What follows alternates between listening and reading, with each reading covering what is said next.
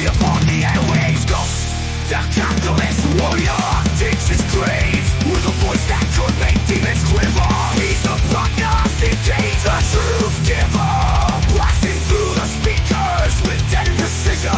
His words cut deep, causing global division. CIA levels of assessment, he's got them all, unmasking the lies, watching empires fall, ruthless and relentless. He takes the stand, bringing the hammer down on the corruption of the land.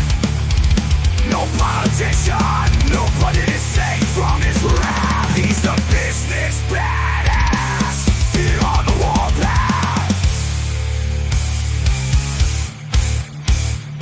Ghost, predicting the future. Ghost, sparking synapses. Ghost, the badass of business. Yeah, now get ready. True Capitalist Radio starts right now. Now. Fucking bucks. How's it going, folks? And thank you for tuning in with me Fucking bucks. to another edition of the True Capitalist Radio broadcast. And of course, I am your host, the man they call Ghost, and I want to thank you very much for tuning in with me. Once again, folks, this is episode number 722, 722, for all the folks that are keeping track of the True Capitalist Radio broadcast. And before we get started on anything, I'd like to ask everybody to please spread this show across the internets and throughout the world. And let everybody you know, let them all know that the True Capitalist Radio broadcast, episode 722, is live. And in effect, it is October 15, 2024. And, there's a lot of things going on since the last time we have met. So let's go ahead and discuss some financial markets at this point in time. Put the PC shot on. Let's get this True Capitalist Radio started. And, of course, if you haven't done so, please add to your bookmarks and add to your favorites my official website. Go ahead and type this in your browser right now. Ghost.report is the official website of yours truly. And, of course, if you haven't done so, follow me on X or Twitter or whatever the hell you want to call that. The Ghost Report, all one word, no underscores. That is the name. The Ghost Report on X or Twitter or whatever the hell you want to call it. All right. I'd buy that for a And dollar. cheers to Duke Orville. What's going on? Happy Taco Tuesday. Cheers for the 10 beers, man. Cheers to you, Duke Orville. All right, man. By the way, a member of the True Capitalist Radio membership chat, man. So cheers to Duke Orville. And Five Finger Prostate Punch says, oil drops and I'm making cash, baby. Well, you're getting ahead of me there, Five Finger Prostate Punch, with the Rumble rant. Let's go ahead and talk about the markets. Now, this may be the beginning. I told everybody on the last broadcast that we're going to start seeing earnings come in, and that is going to dictate what the direction the market is going to go. And as you can see today, you're starting to see some negativity. So this could be the beginning, in my personal opinion. As I've always stated, we substantially see a contraction in the stock market whenever there is a considerable time of monetary tightening, and right after they start dropping interest rates, which is where we're at currently. So let's go over the markets today. The Dow Jones Industrial was down 0.75% on the day, closing out the Dow at 42,740.42 points for the Dow Jones Industrial. We've got the S&P 500 also down today, 0.76%, closing out the S&P at 5,815.26 points. We've got the NASDAQ. It is also down 1.01%. It is closing out at 18,315.59 points for the NASDAQ composite. And as we can see, that gold price continues to rise because of the uncertainty. That is an indicator that most of the market doesn't know what to do. All right? And oil. What did I tell you guys about oil, if not this past show, the previous show, when I suggested that the Saudi oil minister was threatening many of the members of OPEC into basically unloading the floodgates when it comes to oil, And I know people were saying, oh, that's just all speculation. I mean, even the damn Wall Street Journal put out that report. And, of course, the Saudi OPEC said, oh, that's not true. That's not true. Well, by God, that is exactly what is happening right here, right now, folks. You've got Saudi Arabia right now in the midst of opening the, quote, floodgates. Take a look at this. Odds rising that Saudi Arabia may open the floodgates on oil production. And as a result, this is what I said, not the previous show, but the one before that the Saudis were considering doing this because they have a lot of OPEC members that are cheating the system. And this is their way of punishing all those that are out there that are oil manufacturers and producers, punishing them for cheating the system of the price stabilization, or I should say cartel, of OPEC. So that's what's going on. All right, that is exactly what's going on here. And there have yet to be made a decision, but all market believes that this is exactly what's going to happen. So as a result, this is why you're seeing oil prices down today, 4.04%. Right now, oil is at $70.85 per barrel of WTI sweet crude. So going down in oil. And urinator, I'm not saying that rumble rant, you gay sexual harasser. And another rumble rant by Kamala RS09. Hey, Ghost, I hope you're doing fine. I got to try the Wendy's Krabby Patty meal, and it was shockingly good. Well, that's great. I'm glad you're a SpongeBob guy or whatever it is, but thank you very much. Now, look, let's go ahead and look at commodities here, okay? Because as I stated, the whole reason why the Fed raised interest rates in March of 2022 was to start bringing prices down.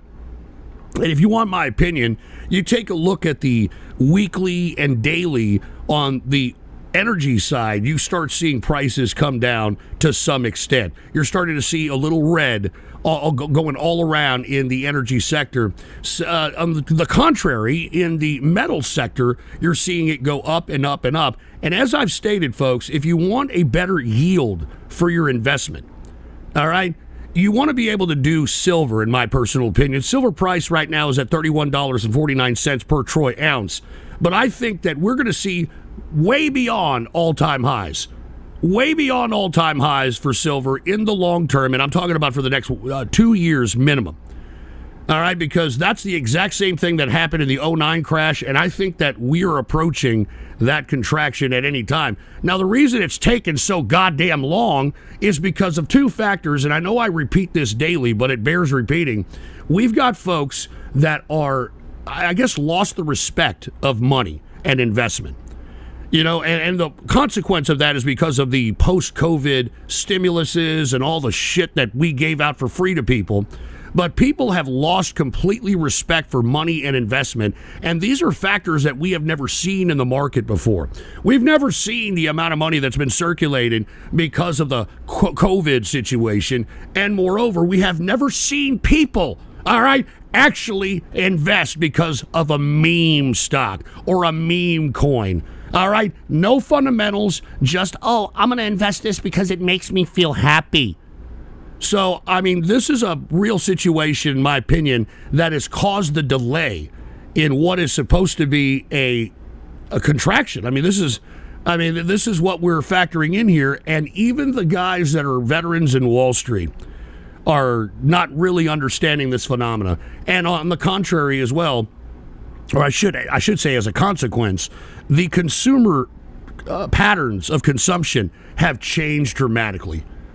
So anyway, as you can see, now let's go to the commodities here. As you can see, folks, we're starting to see negative pricing come down, except for those that have shortage problems, all right?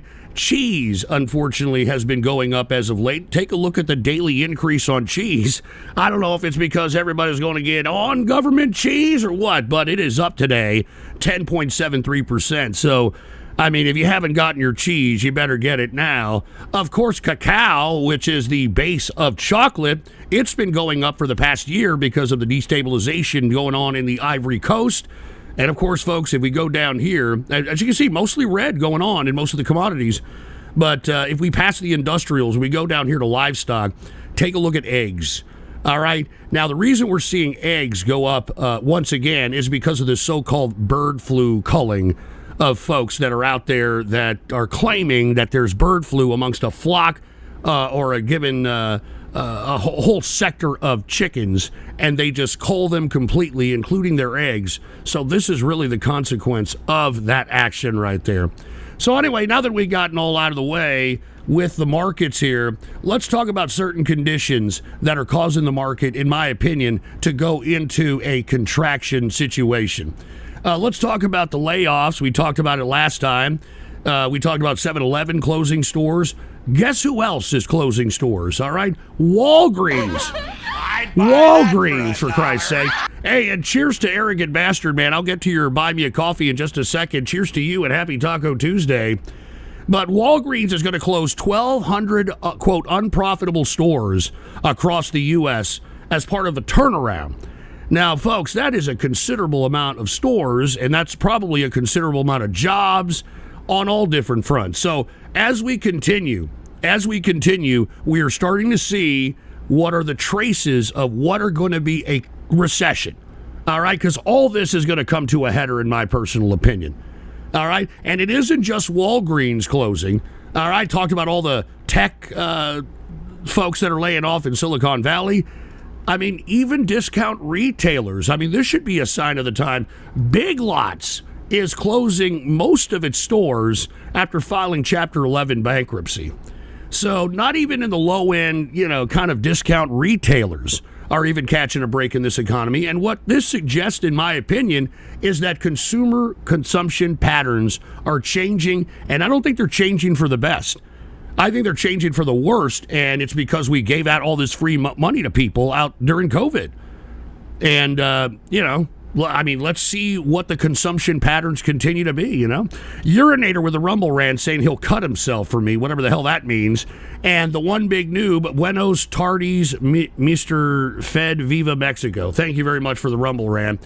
And since I'm acknowledging rumble rants, let's go ahead and take a look at some of these. Cheers to Duke Orville with the 10 beers. Happy Taco Tuesday, Ghost. And Arrogant Bastard, hey, Ghost, glad to be able to catch your show. And happy Taco Tuesday. So are we going to see silver around $49.49 an ounce like back in January of 2012? Well, just take a look at all the over-speculation that is in gold right now. I mean, gold prices are over $2,600 a troy ounce. And I think that silver is about to catch up in that ratio. And I think that you're going to get more money on investment, more return on investment right now if you are going to go the safe route and go with silver, in my opinion.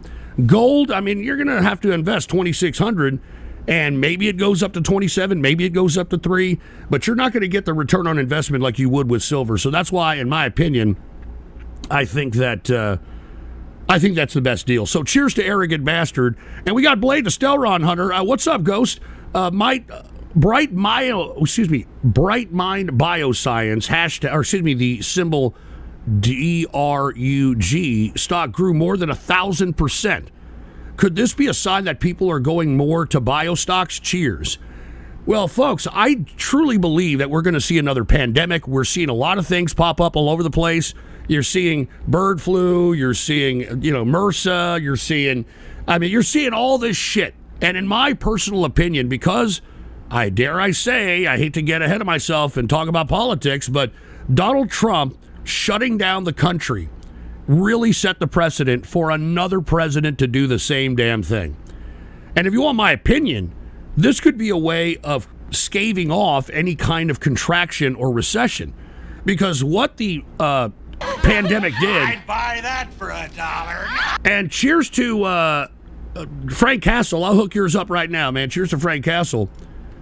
All right, but what it did, it caused a lot of folks, all right, that were invested in bio stocks at the time when COVID happened, become multimillionaires overnight.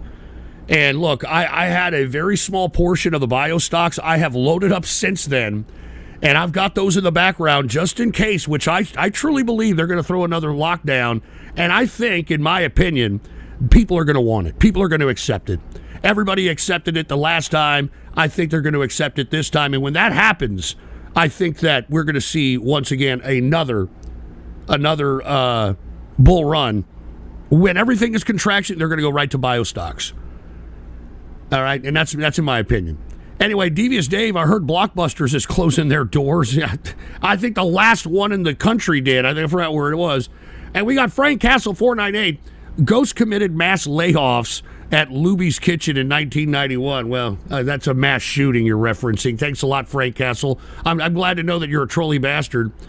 But anyway, going back to the layoffs, once again, Big Lots as well as Walgreens continuing the, dare I say, path into recession, in my personal opinion. All right, now that we go ahead and we've talked about all that, let's talk a little bit about some other things in cryptocurrency, for Christ's sake. Now, as I stated, the government is about to, release a whole bunch of cryptocurrency, particularly Bitcoin. And that may or may not have some price effects. It doesn't look like it has price effects now. As you can see, the current price of Bitcoin is $66,458.68 per Bitcoin. And as I stated, because you have a lot of dedicated investors in this market, I think there's still room to grow because there's some, dare I say, millennials and Gen Zers that believe in this crap. And then when you have BlackRock trying to attain all the Bitcoin out there, they're the second largest Bitcoin holder next to Satoshi. I mean, there is some legitimate growth out here. And now that you're seeing interest rates come down, this should reflect the price in cryptocurrency. Now, I caution people that you should really stick to, if you're going to stick to anything, cryptocurrencies that are within the top 10, maybe the top 20. All right. And even then, I think some of these are very, very scammy, if you will. I mean, Near Protocol, what the hell is that? Unis, SED, Leo, what the hell is that? Now, we know Chainlink has been around. Shiba Inu came out right after Elon Musk was promoting Dogecoin. And that's what this piece of shit has been riding in. It's been riding the Doge meme shit. What the hell is Avalanche? In my personal opinion, I think that, good cryptocurrencies right now, in my opinion, I think are obviously Bitcoin. I'm not too sure about Ethereum at these prices, and considering what they're doing. BNB possibly, because it doesn't seem as if the arrest of the CEO has kind of affected the processing or the trading of Binance. So that's possibly one to look at. Solana has been very, very popular. I'm not too sure if this one has any more to grow, but if you would have caught it when I had suggested it when it was about $50, you would have made some money. I don't know if this still has stuff to grow. I think the market's there. You see a lot of hype on it. I'm not too sure, though, but you can look at that. XRP, it's in the process of trying to fight the SEC to be a legitimate, and this is not a cryptocurrency, by the way. This is Ripple. Ripple is not is not a cryptocurrency. It is a private ledger, meaning that there is a centralized authority over Ripple. Unlike these, what cryptocurrency used to be. It used to be non-centralized, decentralized. This is the complete opposite.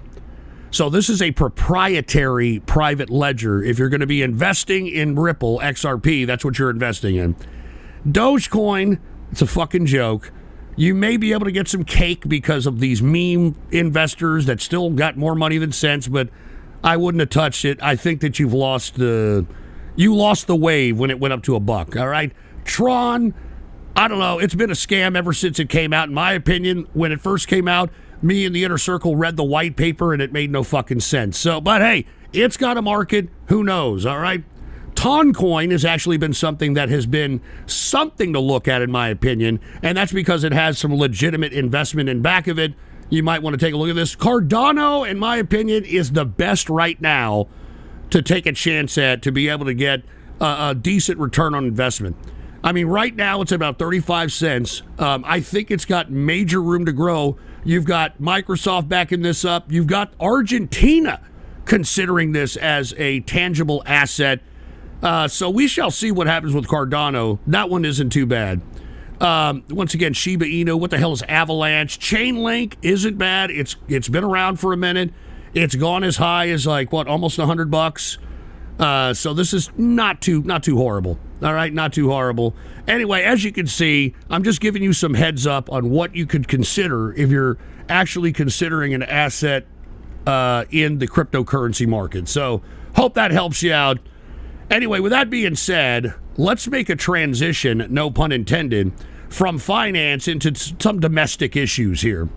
Now, the first thing I want to talk about is that while everybody out here is claiming that, oh, it's hard for us out here, I can't pay for my $12 lattes per day, I can't pay for my $15 value meal at fucking McDonald's or whatever the hell the case might be, and all these young people that are out here saying that they can't find jobs, that they can't find this, that fall under this category. Let me show you. These are the people that I'm talking about. I pulled this up the other day. These fucks, put the PC shot on, these fucking people, they always look the same as well. These people, the American young men that are in their 20s and 30s that are living with mammy and daddy, and they say they feel aimless and isolated. And meanwhile, this is a fat piece of crap, and most of these people that live with their parents look like this. They look like, disgusting fat bodies who refuse to do anything. I'm sure if you look into this character's room, they got toys all over the place, even though this person is like 30 years old. They got video games, the whole 9 yards. And they wonder why they're allowing migrants to come in and take their place. You know what I mean? Then they wonder why. Hold on, we got a song recommendation with a Rumble rant. Just NTCR for good. Well, thank you very much. No, I'm not. Eddie324758. Hey, Ghost, fancy seeing you here. How's the Talmudic Tuesday been? All right, yeah, thank you, Eddie. All right, anyway, as I was stating, the American youth, all right, they're living with mammy, and meanwhile, the Chads that refuse to do this and want to be independent because they don't want to be some dickless fucking incel simp that fans their nuts every time there's some fucking cosplay con coming to their goddamn town. You got the folks that actually are taking initiative, and you know who the new millionaires are right now? People that do labor. Not these fat bodies who refuse to do anything and feel like they're above some fucking occupational pay grade. No, I'm talking about the people that actually do the work. And let me tell you, if you fall under this category, you should pat yourself on the back.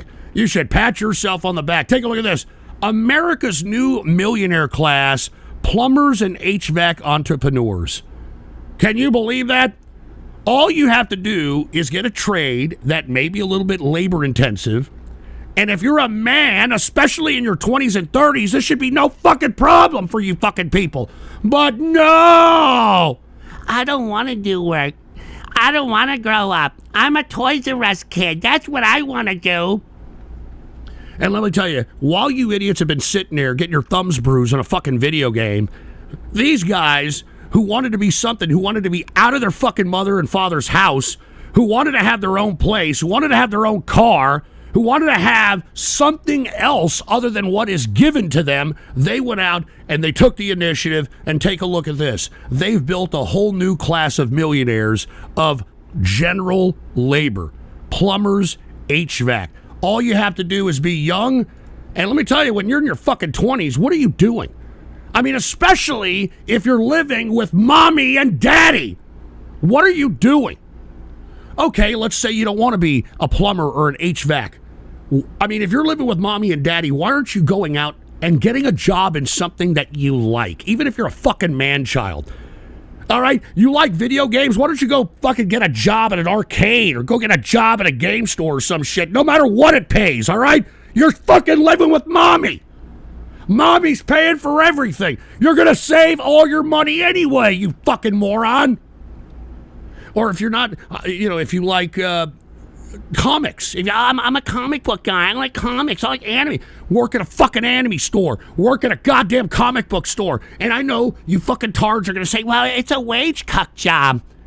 It's a wage cuck job. You're living with your fucking parents, you dickless piece of failure to launch shit. I'm tired of hearing all these goddamn excuses, all right? Especially if you're living with your dickless parents. And if all you're going to do is continue to get online and piss and moan thinking anybody's going to give a shit, nobody cares. Nobody fucking cares. So if you are living with your fucking dickless parents and they're allowing your dumbass to eat them out of house and home and allow you to live there without one fucking bill to your name, Why aren't you taking advantage of that and go and work in some fucking place? All right? Working some place that you don't think is a wage cut job. For fuck's sake. For fuck's sake. I'll take that one in a little bit. I'm just tired of fucking seeing these dumb fucking youth in America. And, they expect us adults who worked our asses off to acquire what we've acquired. They expect us to give two rats' asses about their stupid plight. What plight? You're living with your fucking mother and father, you fucking stupid moron!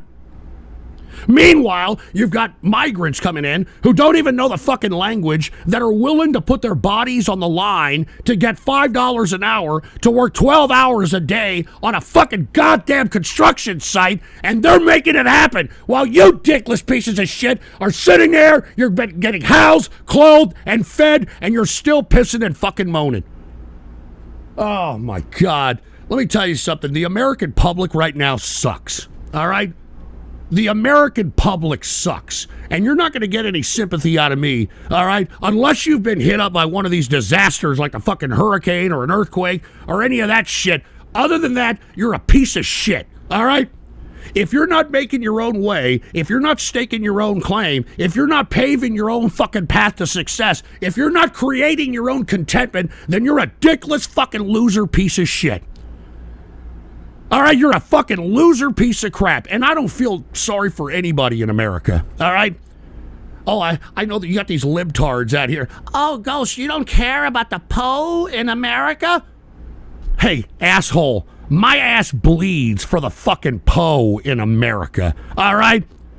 Here you have dickless idiots like this fucking moron depicted here in this picture that have everything paid for them. And yet this doesn't motivate this moron to say, hey, look, mom is paying for everything. I can get any kind of job I want. And whatever I get paid, I can put it in my pocket. And maybe I could save some money. And maybe I could buy my own house. No, completely out the window. And I'm tired of this. I'm tired of this. And that's why I am all for immigrants coming into this country to replace loser pieces of shit like this. There's no teaching this shit out of this crap. There's no educating this out of its laziness, out of its ridiculous fantasyland obsession. There's no fucking fixing this shit. There's no fixing this crap. So that's why I have no problem, all right, with bringing in working people that want to fucking work the jobs and are taking advantage of the opportunities that these dickless fucking people refuse to take advantage of. And they have a leg in the game. I mean, they're ahead of the game. They don't have to fucking pay for their house. They don't have to pay for their fucking clothes. They don't have to pay for their fucking food. It makes me sick. So I'm sorry, for those that are complaining in the chat rooms, I'm probably talking about your loser ass. And instead of looking at that fucking pathetic waste of human flesh in the mirror that you see every morning and saying, what the fuck did you do wrong? You're going to continue to cope and flap your fat Cheeto-stained fingers on the keyboard talking malarkey to me because you know I'm yanking your ass right out of the pathetic loser closet. All right, so that's all there is to it. So all you dickless man-children, cuckold, connoisseur, enema bag cleaning pieces of shit, you all can go fuck yourself if you think you're going to get any kind of sympathy from me. Anyway, we got some rumble rants out here. Vox Artificials, is a hamburger a sandwich? Asking for a friend. Who gives a shit, Vox, you stupid loser? You're the fucking loser I'm talking about. And trolling bastard ghost ass bleeds because of colon cancer. Real funny. And I didn't skip your rumble rant, Vox. Shut up. I'm telling you, I'm just tired. I'm tired of the American youth. They make me sick. They're fucking weak. They are a horrible example of America. All right? They are horrible just products of America, in my personal opinion. And when they're not being loser bastards and being detriments to their families and their parents, they're on the internet fueling shit in order to cause chaos on other people's lives. Now, this is why I'm saying I don't give a shit about the American people unless they're into some kind of natural disaster or something afflicted the American people without any choice or any kind of heads up or whatever. Did you hear about this? The poor folks in North Carolina who are still suffering. FEMA now has to leave because these fucking idiot MAGA people who have propagated this idea that FEMA wasn't doing enough, that FEMA isn't doing this. They mobilized a bunch of wannabe do-gooders to go down to this North Carolina area, and they've brought so much of volunteers and food and crap and guns that they're now threatening FEMA workers, and FEMA is now having to pull out of the area, which is hurting any kind of assistance that the federal government was, I guess, not doing enough of, according to MAGA. But this is exactly what the hell the people on the internets are doing. This is all internet induced. All right? I saw MAGA, the whole fucking chattering class, say, oh my God, I can't believe they're doing that to the people in North Carolina. I'm going down there. I'm going down. All the fucking MAGA class people trying to show that they're fucking virtuous. I'm going down there. So they go down there, and as a result, they start threatening the federal people that are out there supposed to be doing their jobs and helping these people. It's just fucking unbelievable, dude. It's just, this is why you people in America, y'all are being replaced. Because if y'all really cared about the border and that sort, you wouldn't be doing shit like this. Instead, you would be talking about the issue of immigration and how to stop it. And let me tell you something right now. This would have been a situation that would have been rectified had the Republicans been open to passing that border bill that the fucking Dems threw in May of this year. All right? Unfortunately, that didn't happen because everybody out there has better things to do, and they want to pretend that Trump had nothing to do with shutting down that bill. And I know your fucking dumbass MAGA excuse is, oh, it had Ukraine funding. Who gives a shit? Who gives a shit if it has fucking Ukraine funding? All right? Who gives a fuck? It would have solved the border problem if y'all fucking cared about it. It would have solved the border problem. But no, you didn't do it. Dude, I read the bill. It was written by a Republican. It addressed every grievance that the goddamn Republicans talked about. Shutting down the lottery system, the immigration lottery system, shutting down chain migration, redefining the asylum rules and the asylum definitions and shit. But no, you people don't care. You people don't care about the border. I mean, if you did that, you would have passed that bill, and there would have been less immigrants. But no, you people don't give a shit. All you do is talk. You know what I'm saying? That's all the American people are good at doing is talking and talking and talking. I mean, just take a look at the fucking streaming business, for Christ's sake. That's all it is, talking and talking and talking. But what do y'all have to show for yourselves? I mean, the fucking boomers are still in power. They've been in power since the late 70s. It's 2024, and the boomers are still in power. What have you all done besides fucking fan your nuts and play in fantasy land until you're 45? What the fuck have you young people have done? What have y'all done? You haven't done shit, all right? I mean, and everybody that's talking shit in every one of these chat rooms have a fucking cartoon as a goddamn profile picture. It's either some pre-teenage girl or some pre-teenage boy, all right? So all of you pricks, I'm talking to you, all right? You're the fucking losers that I'm talking about. You're the fucking losers that are going to be replaced. Fucking stupid, pathetic waste of fucking life. Take this shit off of here. Take this shit off of here. I'm not even fucking joking around. You people make me want to puke. All right? You people make me want to puke. And, since y'all are all fucking Trump fans anyway, all right? Trump is already planning, and I already told you, he's not going to win this election. He knows it. Everybody knows it except the people that are anesthetized with this guy's personality. Everybody knows that he's going to fucking lose. But he wants to keep the grift alive. You know what I'm saying? He wants to keep the grift alive. So what is he doing? He's already telling his allies and everybody how to challenge the election. And here we go again. So if y'all are expecting for this guy to accept whatever the consequences are after the election, forget about it, all right? And Vox Artificial, shove a hamburger up your ass with a rumble ramp. And song recommendations, my filters, my cans. Yeah, shove one up your ass. And then Eddie 324-758, how long do you let your coffee enema stew in your colon? Well, I don't know. You should ask your mother. All right, she's got a pretty big one from what I hear. Five-finger prostate punch. Serious question, Ghost. I have opportunities to advance pay-wise and travel through my work, but the missus isn't on board with me working further away and earning 30-40% more. Should I stay or leave? Well, if you like being around your significant other, then don't leave. If she gets on your fucking nerves, then leave. That's as best as I can put it there, prostate punch. And Vox Artificials, all I do is talk. Let me tell you something. I actually have done work for the Republican Party. I've organized for the Republican Party. I was a part of organizing events and fundraisers for the Republican Party. I'm a respected member of my community. I'm a businessman. What the fuck are you, Vox, besides some fucking weirdo goddamn anime lover who tickles his damn fucking asshole with a maple leaf because you're a Canadian bacon bastard? Jesus Christ. And look at feminist socialist. Ironic. And five-finger prostate punch. I feel like she's holding me back in so many aspects of life. Well, that's what I'm saying. If you like being around her, then don't take the job. If you do, or if you don't like being around her, take the job. If you do, don't take it. Shit.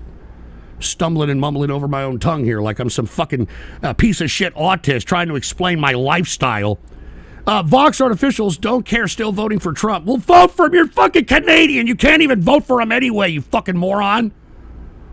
Hey, what is this? Vox Artificials are hamburger sandwiches asking for... All right, great. Anyway, let me take these buy me a coffees here, all right? Let me take these buy me a coffees. We got baby punchers against removing text-to-speech. When are we watching K-On? Yeah, great. See, another fucking idiot anime fucking piece of shit. And Ghost is #1 fan. Hey, Ghost, I'm enjoying the political commentary.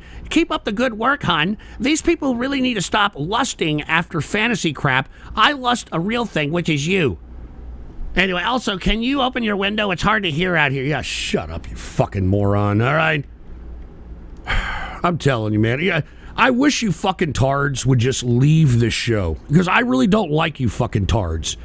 All right? You fucking anime-loving, can't grow up, in your 40s, fucking cartoon-watching pieces of shit. I would not piss on you people if you were on fire. I am not fucking saying this to be edgy. I genuinely mean it. I genuinely mean it. I think that you fucking people that obsess over fucking man-child bullshit are a waste of life, and that's why you're being replaced by a bunch of goddamn people from south of the border who probably make better food than you anyway. All right, put the PC shot on. And speaking of which, it makes sense why you tards are the way you are. It makes sense. Because, did you see Trump last night? All right? Did you see Trump last night? Take a look at this. Trump leaves early. A crowd of the Trump, they left early as Trump dances to music for 39 minutes. Did you hear this? I mean, this guy, look, just stood there and said, hey, you know what? I want to hear Pavarotti. I want to hear Maria Maria. I want to hear the Village People. Buy that for $1. I want to hear the Village People. I mean, look at this fucking moron. If this isn't a sign of dementia, I don't know what is. Play this shit. Ave Maria. I want to play Nice Ave and loud. Maria. Turn it up louder. We want a little action here. Turn it up And louder. he stays there for 30 minutes and just dances around. I mean, look, this is fucking ridiculous. What the fuck?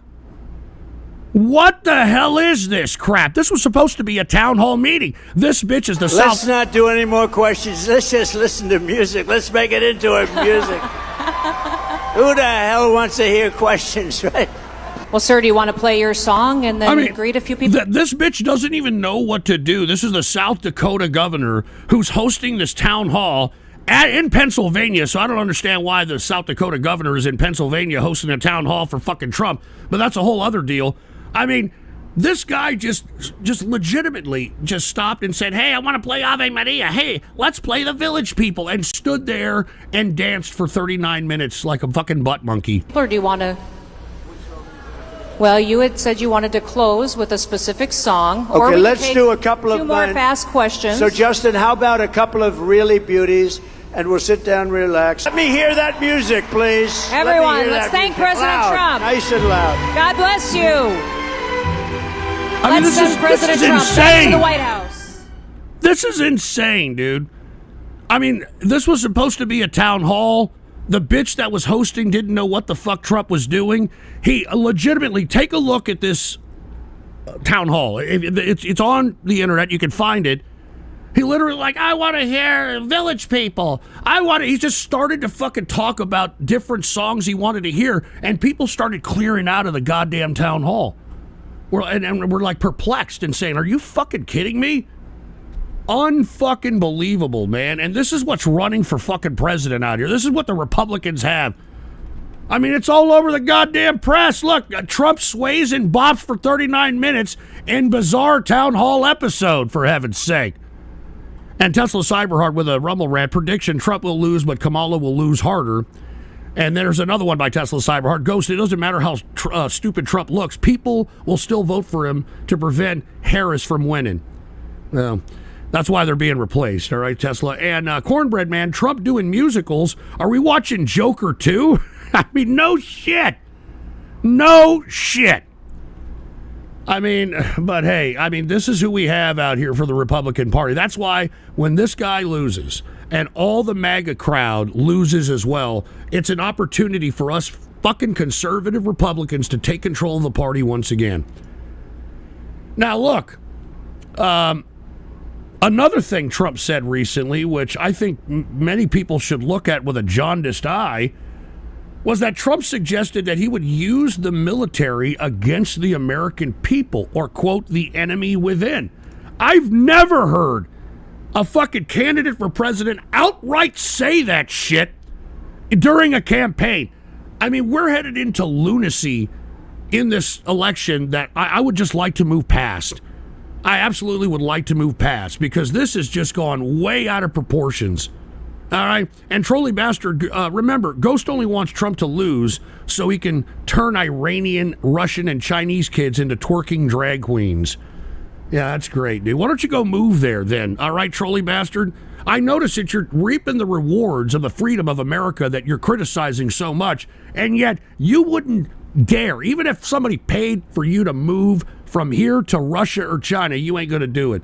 And this is why I'm telling you, this is why we need to replace these fucking unappreciative people. Buy that for $1. This is why we need to replace these unappreciative pieces of shit American people who have all the opportunity in the fucking world and yet don't want to do shit. And they want to blame everybody else for their own failure to launch. Even though you got immigrants who can't even speak the language, are able to get their own place, they're able to find a job, and guess why? Because they're willing to do labor, which you dickless pieces of shit are not willing to do. So once again, Trump suggests using the military against the American people, and he has not shy about that whatsoever. Not shy about it whatsoever. So, here we are. This is the current state of the GOP. This is the current state of America. And I can't wait for this damn election to be over. All right, because I want MAGA out of here. I want Trump and all his fucking lackeys. I want them gone from the Republican Party. They can go join the Democrat Party, because that's really what they are.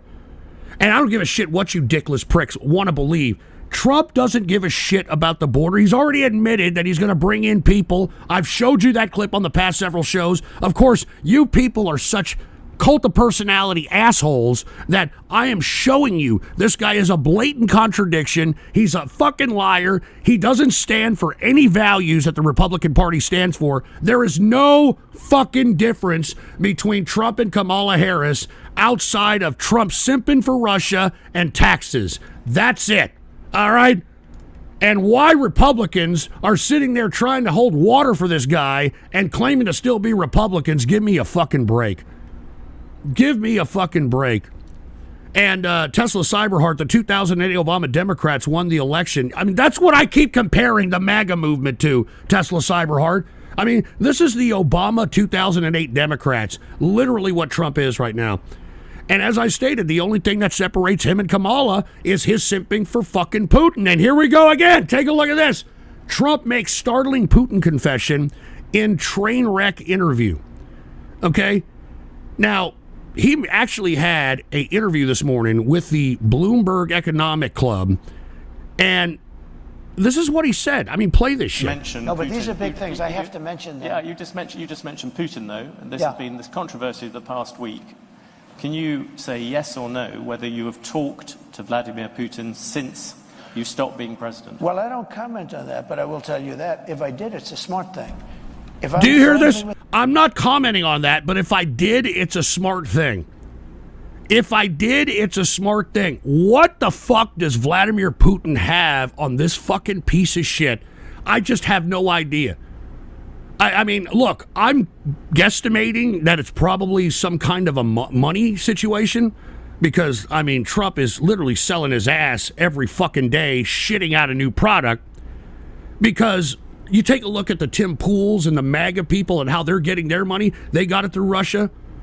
I mean, give me a fucking break. Russia is a piece of garbage country, all right? It's a piece of garbage country, and it needs to be brought to heel, all right? And why you people simp off of it, I have fucking no clue. I have no clue. And look, this is why I am not a big fan of Russia, okay? Take a look at this. This is the perfect map that was made that I thought I'd use here on this show. Take a look at this. Why people hate Russia. And you take a look at all these different countries that they have invaded. They have invaded. And this is only a 100-year span. So this is why I keep telling you, lack of history knowing pieces of shit. All right? Hey, Kirk Johnson, I actually had that already ready to go. But thank you anyway, Kirk Johnson. All right? Cheers to you. But once again, this is Russia. And you've got MAGA people, because of Trump, for whatever reason, sucking the schlong head of Putin, sucking the schlong head of Russia. We got to stick it down Russia's fucking throats. All right? We got to stick it down Russia's throats. And Vox, fuck you. All right? That's a fucking lie, and you know it, you fucking stupid Canadian bacon loser. And by the way, I hope the Indians kick your fucking ass. All right? I'm going to talk about that later. But anyway, here you go. All of you fucking people that are pro-Russia, this is all Russia's good for, all right? They're backstabbing pieces of shit. You can't trust Russians as far as you can throw them. All right, so give me a break. So that's the difference, all right, between Trump and Kamala. All right, taxes and Trump simping for fucking Putin, for Christ's sake. All right, can we? I've had enough of this. All right? I've had enough of this. If you're going to simp for Putin, then get out of the country. This guy's a fucking piece of fucking dictator shit. I'm not getting... Dude, Fox, just stop donating, dude. You're a fucking loser. All right? Stop donating, all right? You ask stupid shit. Stop fucking donating. And Trolley Bastard, I suppose your black friends turned you into a statistic. What the hell does that mean? What the hell does that mean? Anyway, look, okay, I know all of you people think that, oh, well, you always talk about this, you always talk about Trump. What about the left? Well, let's talk about them, because I'm not too happy with what the fuck the Democrats have produced, especially their vice presidential candidate. Now, what the fuck is this with the vice presidential candidates in this 2024 election cycle? They make Dan Quayle look like a fucking genius. They make Dan Quayle look like a genius. Now, Tim Walz came out swinging after Trump admitted that he talks to Putin and said, hey, that's un-American. And by the way, it's un-American to use United States military on foes in the United States, right? The thing about Walz, all right, is that there's some allegations that are coming out about Tim Walz. And I think they may have some teeth. Now, of course, you're going to have the fact checkers claim that there's no validity to this and that sort of thing, which I agree. I do agree that the initial reports, all right, let's go ahead and talk about those allegations, all right? Let's go ahead and talk about them. Now, there was a teen, supposedly, all right, that came out and said that, or an ex-student of his, I should say, that had an inappropriate student relationship with Walz. Now, this came off of a Twitter account called DocNetYouTube, and this person claimed to have had some kind of written document or a testimony claiming that Tim Walz had inappropriate relations, oral copulation, and that sort of thing. Now, I didn't run with this story because I knew that, you know, a lot of these MAGA people are overzealous and they run with shit without having any kind of valid type of evidence. And they finally recognized that the guy, this net zero YouTube or .net YouTube guy, quote, black nationalist, had been fabricating the whole goddamn thing. All right? People noticed that this possibly could have been written on a Word doc, and it wasn't an email. The dates don't match. There's a cursor in one of the screenshots indicating that it may have been altered in real time or actually produced in real time. So I get why they're saying that, well, you know, this is false. I mean, the accusation by this person is false. But there is teeth to this. There is teeth to this because if you take a look at this article that I found, and this is where this is admitted. All right, this is admitted. This was written in August 21st, 2024. Tim Walz and his wife Gwen took a gay student to an Indigo Girls concert in the 90s. Now, why would you be doing this in the 90s? Well, according to this article, Walz and his wife made themselves the head of the gay and lesbian group of the school. And according to this article, Mrs. Walz and Mr. Walz aided, whatever that means, in the coming out of many different students in the 90s and made them, quote, comfortable doing so. Now, in my personal opinion, I don't give a shit what you want to say about this. This is grooming. This is absolutely grooming, and I don't think that any educator should be suggesting anything sexual or grooming anything sexual in public education arenas. And even though I just read this report that the allegations that came out about the molestation charges against Walz are false, I'm willing to bet if people were willing to dig in, all right, I don't know why there hasn't been any MAGA journalist that has done this, but I'm sure that if you find some of these people that partook in this, you know, little group out there in their school in the middle of Minnesota in the 90s, these people headed the, what do they call this here? It's down here. They headed the GSA, the Gay and Lesbian, or excuse me, Gay Straight Alliance Club is what they called it. The Gay Straight Alliance Club. And it was both Walz and his wife that headed this club in the 90s. Now, what would motivate them to do that? All right, especially in the 90s when it wasn't vogue to go out and groom these kids into becoming whatever they're becoming.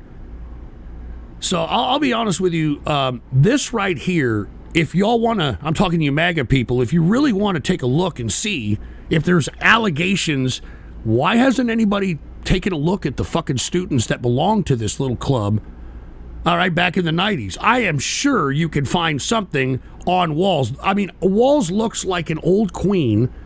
He even acts like it, the mannerisms of it. He's very bizarre. And because of his bizarre antics and his idiosyncrasies, I mean, whether it's true or not that he molested some child, he is certainly a groomer. And he is proud of it. And this is something, in my opinion, MAGA has overlooked. And I'm certainly not going to do MAGA's work for him because I'm pretty sure I can find something. I'm not going to do it. All right, so if you MAGA people want an October surprise and not lie about it, why don't you go and take a look at Walz, who has had decades of fucking public service in the damn public education arena. Why don't you take a look at these people that belong to the Straight Gay Alliance Club? I guarantee you probably find some improprieties by the Walz family, all right? But of course, I'm not going to fucking do your job. You do it. You do it. For Christ's sake. Anyway, as I was stating, that's the Tim Walz allegations of grooming. Well, it certainly isn't allegations of grooming. It's allegations of molestation because I've just proven to you that they did groom children, all right? They did groom children. Anyway, Vox Art officials, wah, stop giving me money, whatever. 8324758. If it doesn't matter if you vote for Kamala or if you vote for Trump, Israel is the winner. Great. I'm reading Rumble rants, by the way. Run that shit without evidence, so it's like you. Well, I'm telling, I said that there was no evidence of molestation when it comes to Walz, but I showed you he was grooming. I mean, what else do you call taking teenagers in the 90s that were, quote, gay to concerts? What do you call that? What are you talking about at these concerts? Okay? I mean, I don't give a shit if it's gay, straight. I mean, this is inappropriate for any student and teacher relationship. So this is grooming. I don't give a shit how you put it. All right? Helping someone come out is literally grooming. You're dead. If you're not over 18, you goddamn right it is. All right? You're goddamn right it is. Because if that's not grooming, then, I mean, what Nick Fuentes always advocates, how he wants a fucking 16-year-old or a 17-year-old, that would be acceptable, right? That would be acceptable, but it isn't. So why is it acceptable for fucking people that are, quote, gay and lesbian and trans? They're able to go and groom these kids because look, that's what it is. It's not an identity, you morons. LGBTQ is not an identity. It is a fetish. It is a sexual fetish. All right? And that's what it is. There is no identity to it. You don't want to know what the identity is? If you're gay, you like playing the flesh flute or you like taking meat in the can. All right? If you're lesbian, it means that you like going down on the pink taco or vice versa. If you're trans, it means that you want to look like a bitch in order to be done like one. It is all sexual. So to sit here and try to suggest to me that, oh, well, we were just helping them come out. Who are you? Who is Tim Walz and his fucking wife? Who are these people to take it upon themselves to help a young teenager come out of anything? Who are these people? But of course, MAGA, instead of actually doing investigative journalism, they're just running with fucking rumors when I'm telling you, if you search this guy and the students that were a part of the Straight Gay Alliance Club, I guarantee you're going to find something. I guarantee you're going to find something, but you ain't going to do it because y'all fucking MAGA people are a bunch of dickless grifters. Y'all don't give a shit about the truth anymore. All right, you people don't give a fuck. And what is this? Kurt Johnson, is Tim Walz coming to Luther's next? Real funny. And Kurt Johnson, a vote for red or blue is a vote for Jew. Give me a break. And Vox Artificials, I agree about the Tim Walz stuff. Type 111 to beat up grooming baguettes. All right, we don't need to hear that. All right, we're not trying to advocate violence, Vox. All right. All right. Anyway, let me get to some of these buy me a coffee donos before we get to the next story, which is Kamala Harris. All right. Put the PC shot on. We've got Vox Artificial. Answer the question. Stop dodging like you dodged Vietnam. Yeah, fuck you. Are hamburger sandwiches? No, they're not. They're fucking hamburger, all right, you fucking moron. And what is this? Dude, whoever the hell Ghost's #1 fan is, can you fuck off? All right, can you fuck off? And we got Kits, does a flip. Oh, yeah. Wasn't Trump dancing to the... Yeah, he was actually Sinead O'Connor's music. Yeah. Nothing compared. That was one of the many songs that were played in that 39 minutes of just standing and fucking bobbing around. Kind of ironic since Trump shills for, quote, them, and Sinead O'Connor was a goat fuck. Well, I'm not going to say that. And hey, Kirk Johnson, I was going to get to that. I was going to get to that in the totally useless news section. Thank you very much, Kirk Johnson. Now, once again, the molestation allegations have proven false against Tim Walz, but I'll tell you this, he did groom, and I think investigative journalists need to go after this high school gay and straight alliance club and put out a fucking APB on anybody who belonged to this shit and can prove it. Because I tell you, there is definitely something rotten in Denmark with fucking Walz. This guy's a fucking creep. I wouldn't trust this fucker with my dog. He's a fucking liar. And I'm surprised that the Democrats didn't vet this piece of shit more. But then again, take a look at the other side of J.D. Vance, for heaven's sake. Good God. Anyway, with that being said, Kamala, what is she doing, all right? And cheers to Devious Dave. I'm glad you hooked it up with some Stella Artois. What is Kamala doing? Well, because, as I reported on the last broadcast, they dusted off Obama, and they had Obama come out. And the reason they have Obama come out is because black men aren't necessarily going to the side of Kamala Harris. And look, this is something that needs to be talked about in the black community because, from my perspective, black men don't like black women. Black men do not like black women, and since you have Kamala Harris, trying to play the black woman route, these black men are like, man, I don't want no black bitch, shit, motherfucking president, man. I'm voting for Trump, man. He got shot. He got shot like my brother. And you see, that's why they had Obama talking for Kamala last week. I mean, I played this last week, or the last show. Let's play it again. We have not yet seen the same kinds of energy and turnout in all quarters of our neighborhoods and communities as we saw when I was running. Now,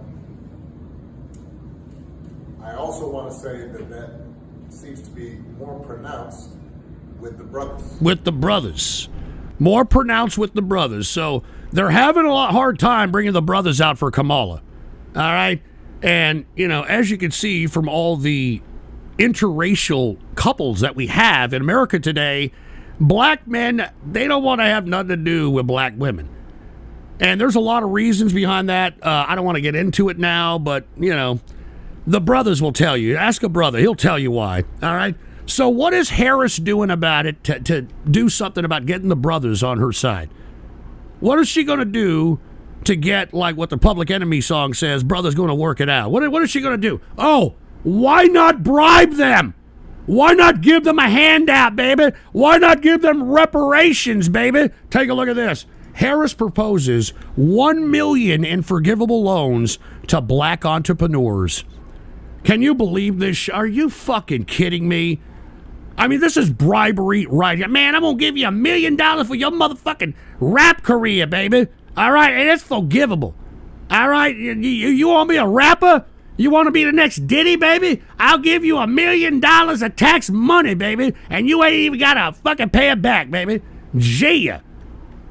So there you go. You got Kamala Harris bribing black men. All right, $1 million forgivable loans to black men. She also wants to federally legalize marijuana. All right, so that's yet another thing. The brother's going to be like, man, I can smoke a blunt in my motherfucking hood, man. Hell yeah. So these proposals are legitimately a bribery to black men. A legitimate bribery to black men, and I think it's horrible. I think that it's literally encompassing the stereotypes that many of the prestigious black men are trying to shake off. All right? Like, man, I want reparations. Here's $1 million in forgivable loans. So meaning if they can't pay it back, it's like, all right, baby, don't worry about it. All right? $1 million cash in forgivable loans. We gonna legalize marijuana. And then Harris has a crypto plan to make sure that there's regulatory framework so that the brothers can participate in this, quote, protected market. Oh, good God, man. All right. I mean, listen, this is why I want MAGA to lose. There's a schism going on in the Democrat Party where you've got the Democrats majorly appealing to the urban demographic. I'd buy that Majorly, and I'll get to you, I'm not going to say your fucking name. And you see, while they're pandering to the urban demographic, they're also pandering to the migrants and the immigrants. And that is a schism that the Republicans need to take advantage of. And how do we take advantage of it? Well, certainly not appealing to the urban demographic, all right? How has that worked out? How is that working out? Cheers to kids. I'll get to yours in just a second. How has that worked out for Trump? How has that worked out for the Republican Party, appealing to the urban demographic? I mean, it's yielded single-digit percentages when it comes to black male turnout, when it comes to Republican voting. So, in my personal opinion, the Republicans should go right after the migrants. And we should be fucking putting out Spanish and fucking whatever the dominant migrant class is, we should be putting out ads for them once unfortunately MAGA is swept out of the Republican Party. And we should court them as workers of this country. and how when they become legal, because they're going to become legal, I don't give a shit. You know, there's nothing anybody can do about it. I don't give a shit what fucking Trump says. He's going to round up everybody. Not going to happen. Not going to happen. So we, as a Republican, should court these immigrants and make them proud of the labor that they're exuding in this country and make them proud of them being a constitutional American citizen and make them proud to be a taxpayer. And once they become taxpayers, then we suggest to the migrants that are now taxpayers, that are now American citizens, that we need to start cutting the waste from the natural-born American citizens who are doing nothing but draining the system off of its resources because they refuse to be productive members of society. Now, I told every one of you on the last couple of shows that over 53% of people in America are collecting a government entitlement. Over 50-something%. That's unsustainable. And of course, you're never going to have the American people talk about fiscal responsibility. You're never going to have them talk about cutting their goddamn entitlements. The only way the Republicans are going to be able to achieve this is if we court the migrants and we tell them that, hey, you are hard workers. While you were working while these American people weren't doing a goddamn thing but collecting a damn entitlement. And now you are the taxpayer. Do you, as a migrant, think it's fair that you came over here, worked your ass off, risked your life, and now you've got a living, now you've got a house, now you're paying taxes? Do you think it's fair that you, the productive migrant, now American citizen, should be paying for some fucking mindless piece of shit who produces nothing for this country? And who am I talking to about? I'm talking about this fat piece of shit that I showed you at the beginning of the broadcast. I'm talking about these fat fucking pieces of shit. All right? This, all right, is the enemy of the Republican Party. These fucking useless pieces of shit that don't do a fucking thing with their life. And that's why I am advocating that once MAGA loses, we go after the immigrant vote. We go after the fucking migrant vote. All right? And these pieces of shit will be an endangered species, for fuck's sake, because I'm tired of this fucking garbage. I'm tired of seeing losers like this wander around in American society with their fucking hand out and wanting sympathy from everybody. All right? Fuck you! You're not getting shit! All right? All you fucking 40, 30, 20-year-olds that are living with your fucking mother that can't fucking grow up, that are man children, you ain't getting shit from me! All right? The only thing that you're getting from me is this. The only thing you fucking losers are getting from me is this. All right? That's all you're getting from me, you fucking piece of crap. Take this shit off of here. Take this shit off of here. Fucking Jesus Christ. Anyway, let me take some fucking Rumble rants. What did I look at urinator. American work ethic right here. I took 2 bathroom breaks for a 1 hour. Take a look at that. Capitalizing, he says. Fucking ripping off his employer. Fucking taking a shit. And Duke Orville with a Rumble rant. Kamala is going to throw in a bucket of fried chicken and menthols in that deal. Oh, dude, come on. Come on. Anyway, thank you, Duke Orville. And Urinator said, how much to make that ass clap? Oh, Jesus Christ. Eddie 324758. Ghost loves this fat kid. That's his fat Mexican maid behind him. Oh, look, okay, great. Devious Dave, if Republicans want to win over the Mexicans, we have to get Goku to vote for Trump. Mexicans love Dragon Ball. Well, you're talking about Americans that are Mexican. All right?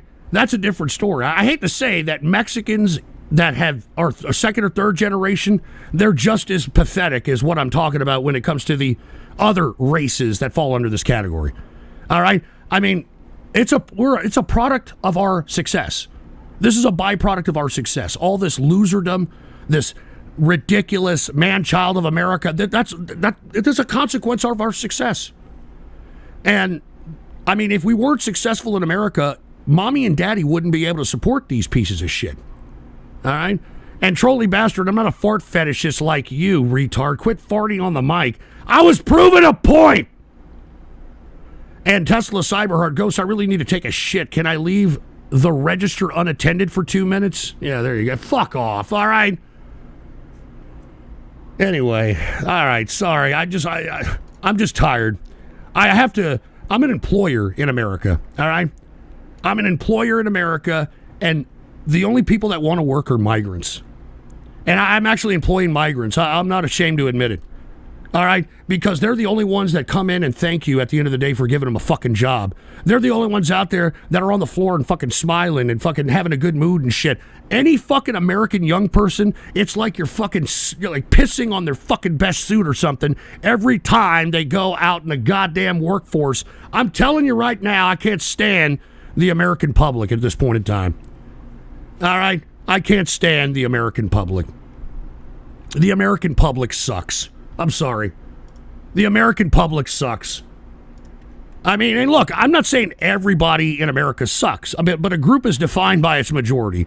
And right now, the American public are a bunch of ungrateful, entitled pieces of crap. And I'm sorry, man, all right?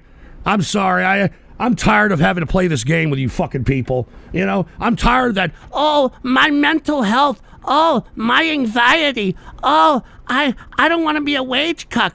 Oh, my autism. Oh, it's always a fucking excuse with you losers. Always an excuse. So I'm telling you right now, I'm fucking disgusted with this fucking American public. This is a disgrace. This is an embarrassment to America. All right? The American people right now that are living and that are taking advantage of this great country and that are spitting on our troops, that are dying for their freedom and their country because, oh, I don't get the latest video game I want. Oh, I don't get to watch the anime 24 hours a day. Give me a fucking break. All right? Give me a fucking break. You know what? Give me my pipe. Where's my pipe? All right. Oh, look at Drew the Conqueror. Your generation is why a normal house is $350K. Well, maybe you need to step your fucking game down there, Drew the Conqueror. Right? Maybe $350,000 is above your pay grade. All right.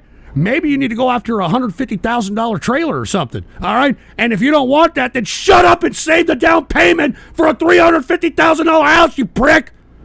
Jesus Christ, man. And you know something? Back in my day, you actually had to save up 20% to put down on a fucking house. You morons now, all you have to do is save up 1% and get an FHA loan or a USDA loan, and you fucking get a goddamn house just like that. So go fuck yourself, dude. All right? And I'm not checking my fucking mentions, Vox. All right? This is not that fucking show, so shut the fuck up. As a matter of fact, give me my pipe. All right, I'm going to take a smoke here. Please excuse me, all right? I got to take the fucking edge off of this fucking show, for heaven's sake, all right? Yeah, Tesla Cyberhawk. Pull yourself up from your bootstraps is right. And if any of you American people continue to say, oh, well, I don't have an opportunity. Yeah, fuck you. All right?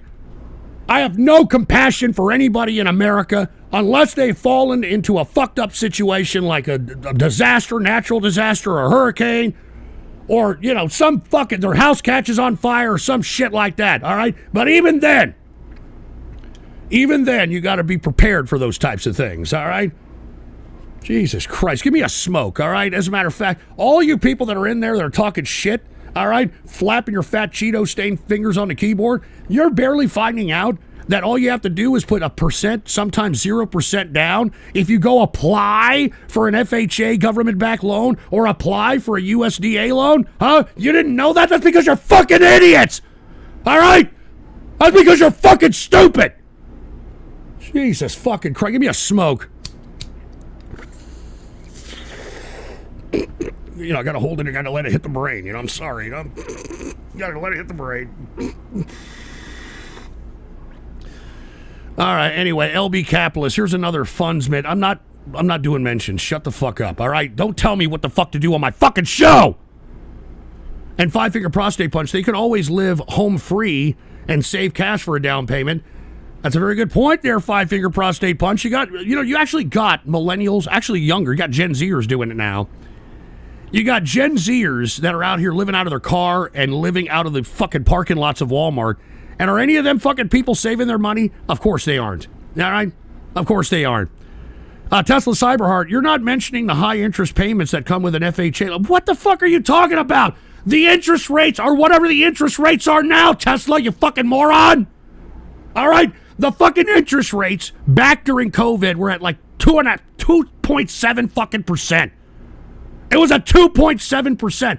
Did you or any of you fucking dickless assholes, did you take some of that stimulus money, which was the equivalent of almost 10 fucking grand, and use some of your saved up money and PPP money and all the other money that was fucking circulating at that time? You didn't take that and try to put a down payment on your house? No, you didn't. You spent it on crap. And now look at what you got nothing to show for it. You ain't got shit. But I'm supposed to feel sorry for you pieces of crap, right? I and every other taxpayer has to continue to put taxes into the fucking tax dole system to continue to feed your fat fucking asses. That's great. That's fucking great. And what is this, Pookie? 20% was nothing in your day? Hey, asshole, my first job, I was getting paid $2 an hour.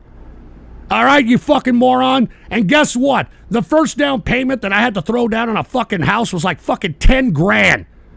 All right, try to save 10 grand when you're fucking working $2 an hour. Fucking idiot, shut up. I'm tired of you young people. You make me sick. All right?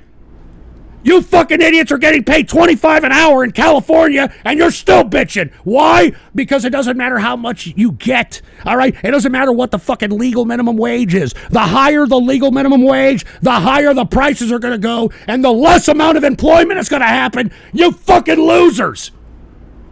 You fucking losers.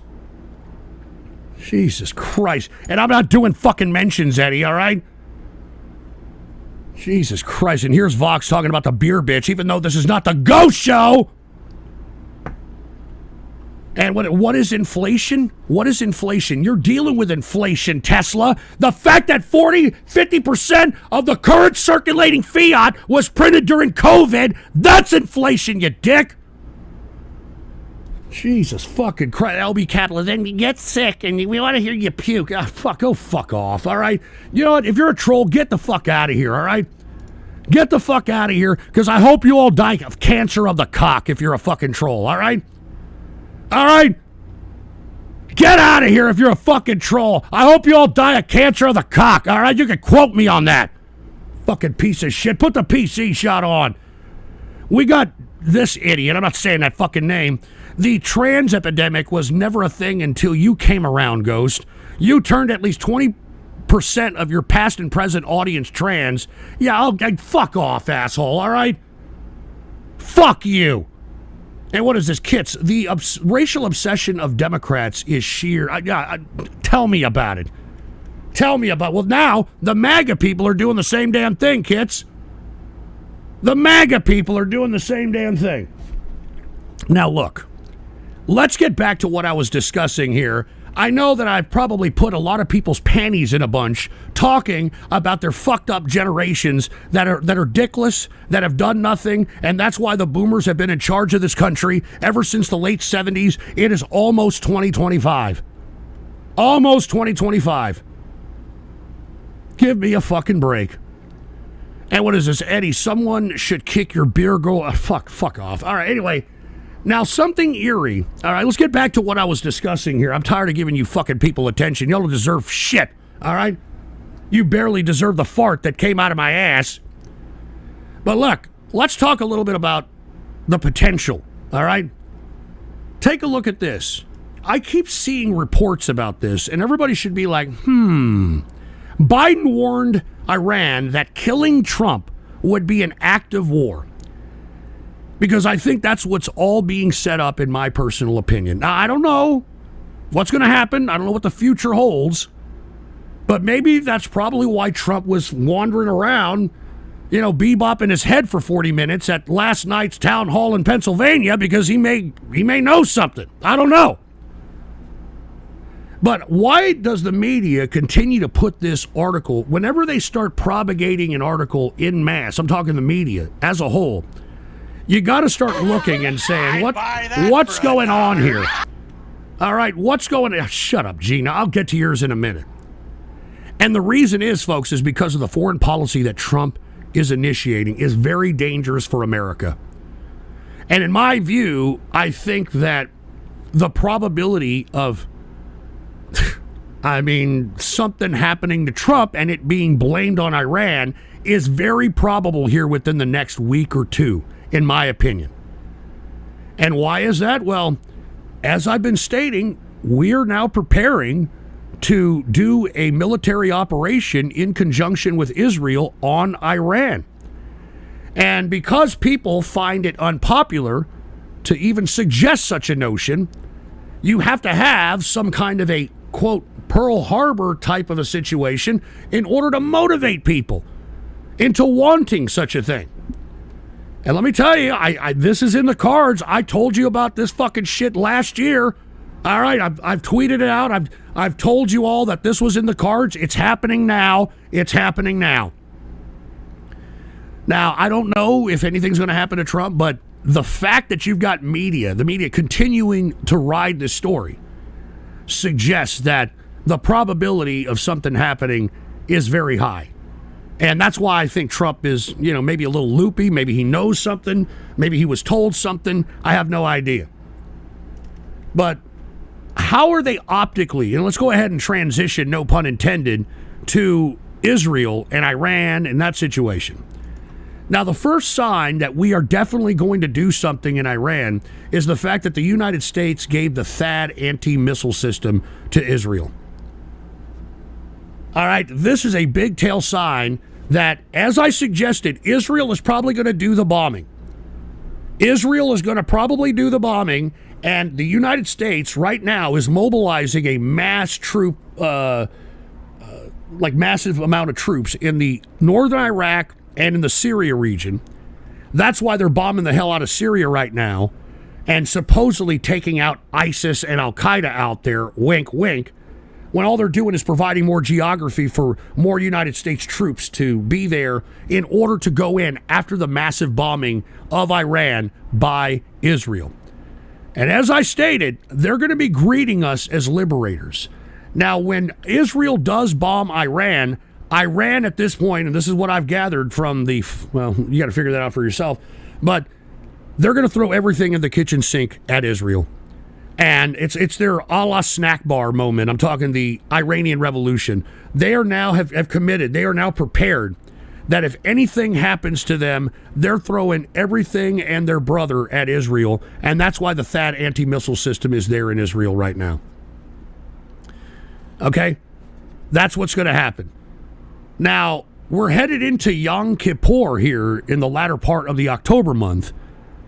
So this is a very spiritual month for the Israelis, the Jewish community, and I personally believe that they're going to do this here within this time frame, and they're trying to rapidly facilitate this while at the same time trying to show that the United States is, quote, not for this, quote unquote, all right?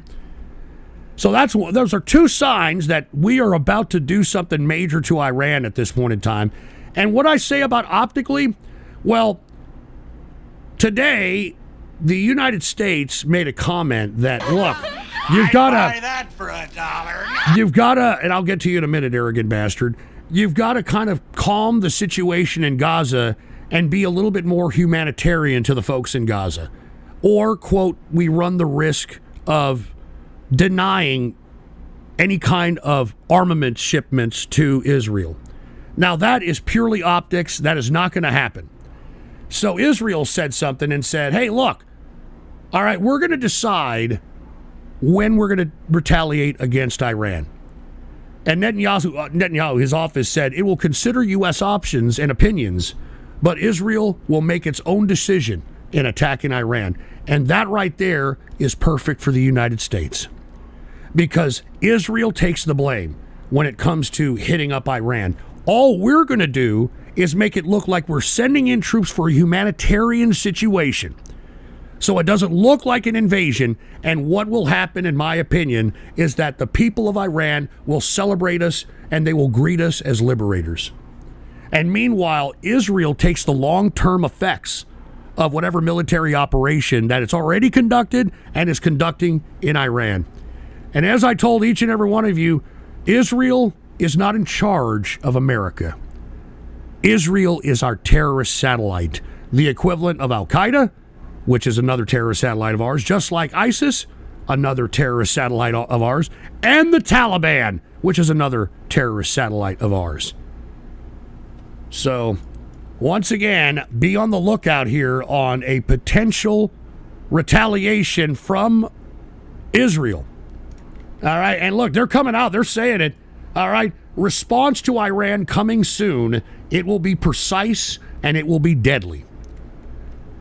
So this is all in the cards. I just want you all to know that the prognosticator of prognosticators strikes again.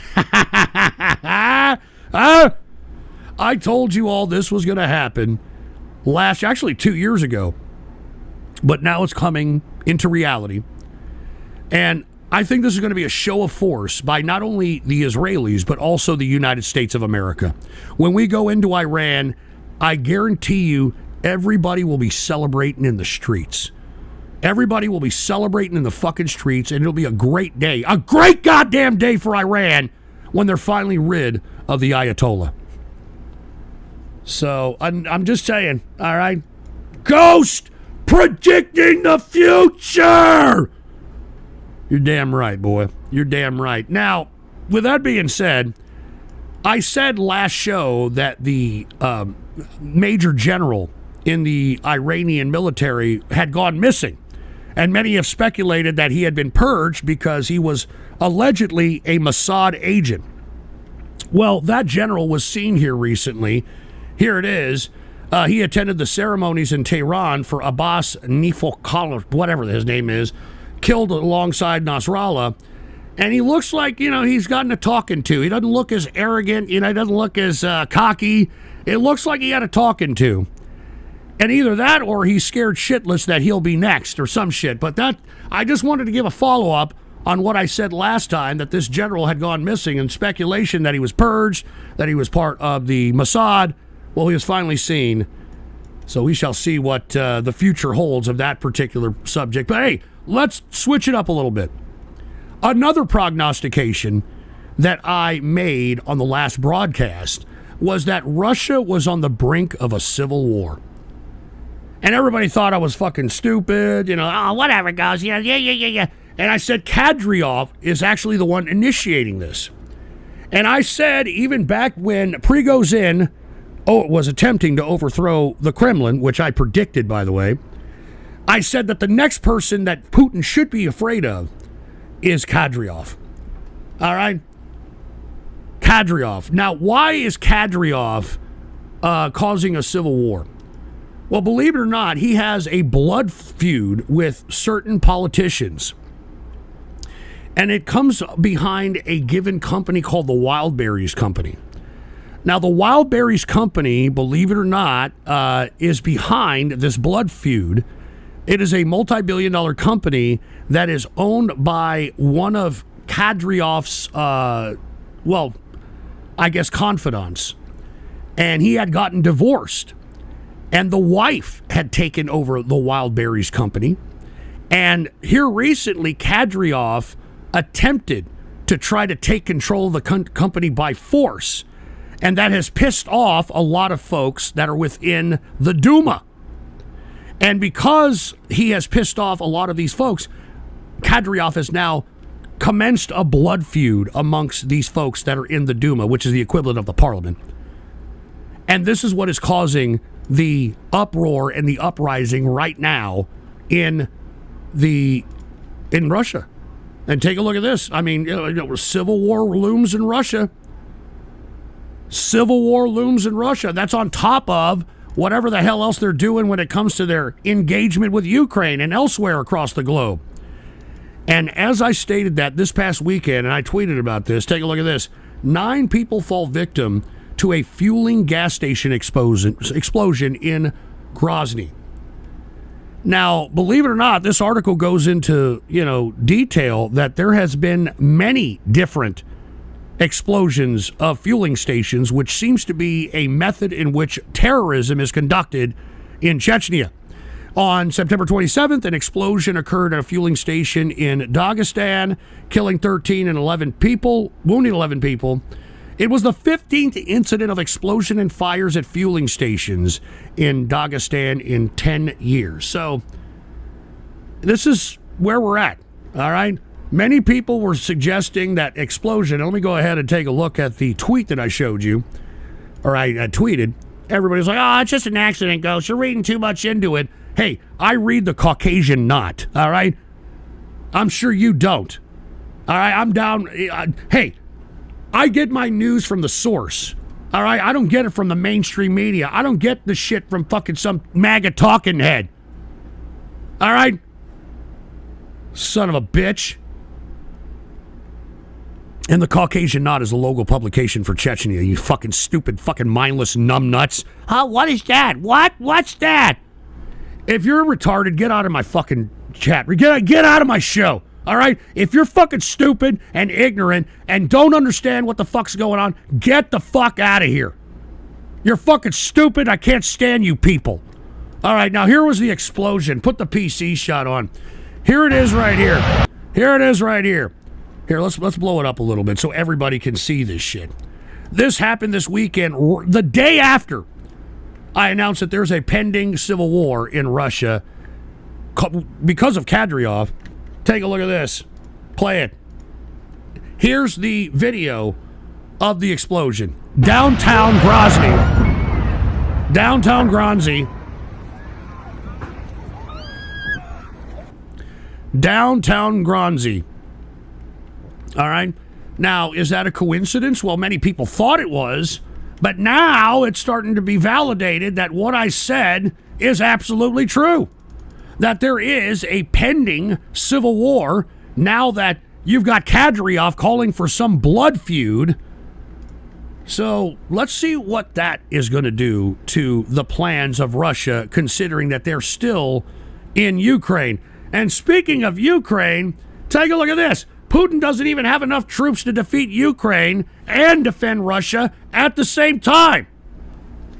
So why the fuck is Putin doing this?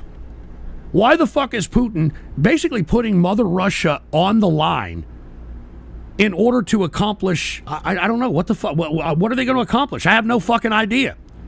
I mean, not even Putin can define what the objectives are. All right? And Tesla Cyberheart, Ghost went to Teflusian Cave and ate their... Okay, great. Thanks, Tesla. And we got LB Capitalist. Ghost's AIDS fart caused the explosion. That's great. All right. You know, I just swear to Christ, man. I'm glad that you people are getting upset at what I'm saying, because I know I'm getting to you, and I'm glad. All right? Because you people need to be replaced. All right? You people are a waste of fucking life. You people are a waste of fucking life, man. All right? If our forefathers were alive, they'd think twice about having any kind of compassion on humanity after fucking being exposed to you fucking unappreciative, entitled pieces of crap. Unfucking believe. Give me a smoke here. I'm sorry. I gotta take a smoke here. I mean, it's bad enough that I gotta broadcast to these fucking rose-butted, asshole-loving, transgendered, bathroom turd burglar, sphincter fingering, fart-sucking pieces of shit. It just pisses me off. All right, it pisses me off. So give me a smoke, all right? Give me a fucking smoke here. That's what I'm talking about. Let me get to some of these buy me a coffees here. I got to acknowledge some of these. We got Geno X 1987. You would be a lot happier living in North Korea. You get to sit back and watch them kill the poor and the disabled, something you lust for like an autocrat. That's not what I don't want the poor to be dead. I just want them to fucking work. That's all. And the disabled, well, you see, that fucking definition of disabled, that's been loosely defined in America. All right? I mean, dumbasses like Vox Artificial claim that they're fucking are disabled because they got a few screws loose. All right? So, I don't know, man. I mean, disabled to me means that you have no arms, no legs, you're crippled, you're blind, you know, you genuinely can't work. And that's what disability was meant for. It wasn't meant for fucking losers that have fucking personality disorders and they're too afraid to talk. All right? Anyway, we got Arrogant Bastard. I mean, if we go to war with Iran, which arms manufacturer should I invest into? As grim as it may sound, war is a business and you might as well try to make some money out of it. Well, I don't know. Raytheon has always been good, but that's just my opinion. And what was this? Tesla, if you're not going to vote, give your vote to Vox. Yeah, fuck you. All right? Now, once again, let me get back to this. Putin doesn't have enough troops to defeat Ukraine and to protect Russia. So what to do? What to do? Well, keep the war going.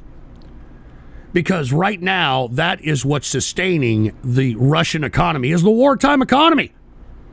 Because all the embargoes and the sanctions have made the economy of Russia to a standstill, and all they have left is the wartime economy. So right now, in my opinion, it is in the best interest of Putin himself in order to keep this war going on, because it keeps everybody in his apparatus on their toes about the war. It keeps everybody, as far as his population is concerned, engaged in some nationalistic spirit, and it keeps whatever productivity continuing, even though there's a mass amount of embargoes and sanctions and that sort of thing. So, I mean, he's addicted to war. He can't stop. He can't fucking stop. So once again, I'm surprised somebody in the Russian hierarchy hasn't taken it upon themselves to relieve this guy of command. I mean, he's going to continue until there's none of you left. I mean, don't you dumb Ruskies understand that? He's going to continue doing it until there's none of you left. And that's why, I mean, let's be honest, that's why Putin's doing this. I mean, take a look at this. Russian plans to involve North Korea in the war in Ukraine this fall. All right? So, okay, Russia doesn't have enough troops to defend itself and to go out into Ukraine in this invasion that it started.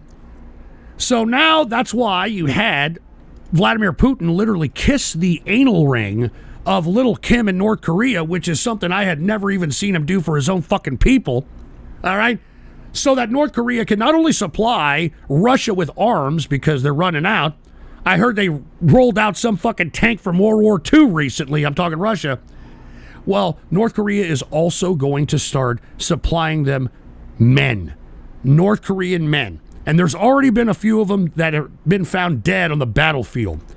All right, so that's why you had this big lovey-dovey session between Putin and little Kim from North Korea several months back. All right, and this is actually happening. I mean, Russia is forming a battalion of North Korean soldiers due to the severe manpower shortage. I mean, come on, man. North Korea? Are you serious? North fucking Korea? Good God, man. Imagine having to suck the schlong head of little Kim to get anything from them. I mean, armaments, men. Unfucking believable, man. All right? I mean, can't you just admit defeat Putin and go and protect your fucking country? Of course you can. You're just like Trump. You don't care about anybody but yourself. You don't care about anybody but yourself, Putin. And guess what? The fact that Putin kissed the anal ring of North Korean leaders little Kim now is all of a sudden starting to get testy.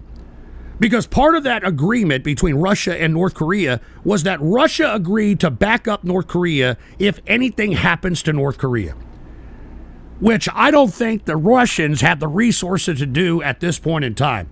So what is little Kim doing now? He's so brazen now because of this deal that he has with Russia that they blew up the inter-Korean road and rail lines going in and out of South Korea.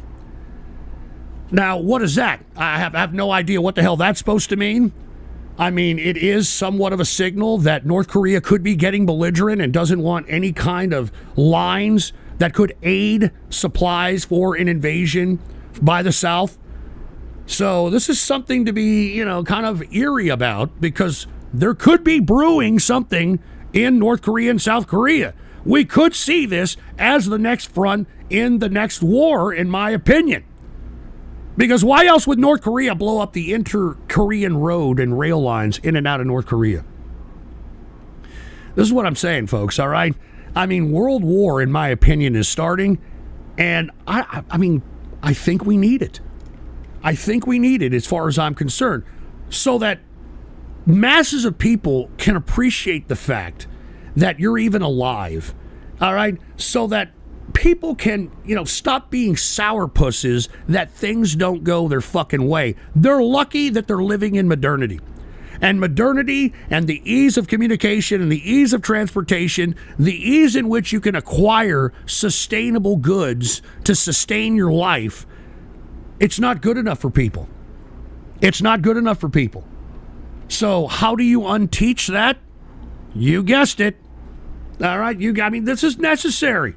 And anybody who says that I'm bloodthirsty, why don't you take a look at the halls of history that are stained in blood of all the fucking bloodlust that humans has had ever since the beginning of time. All right? I mean, about 200 years ago, 300 years ago, all right, you could basically club somebody over the head at a fucking party, all right? And if you happen to be of anybody of any nobility or of any authority, nobody would do anything about it. Everybody would just watch and say, well, I'm lucky I'm not him. Hell, even 150 years ago in the Wild West, all right? I mean, people had to, they lived by the gun, died by the gun. All right, I mean, we've lived in some very turbulent times. It's only until recently, recent modernity, is where we've had so much comfort. And because of that comfort, much like I said at the beginning of the broadcast, we have a lot of complacency and laziness and unappreciativeness and selfishness and narcissism, yada, yada, yada. And how do you unteach this? You have to bring in some kind of strife. And World War III, all right? Yeah, and look, what is World War III anyway? That means that there is war going on in every continent. That's what World War means. That there's some kind of conflict going on in every continent. That's what World War means. You combine that with the food shortages or the price in food that's going higher. You combine that with all the different fucking ailments they have unleashed on the American people and the world via these vaccines and whatever the hell else they plan to release upon us.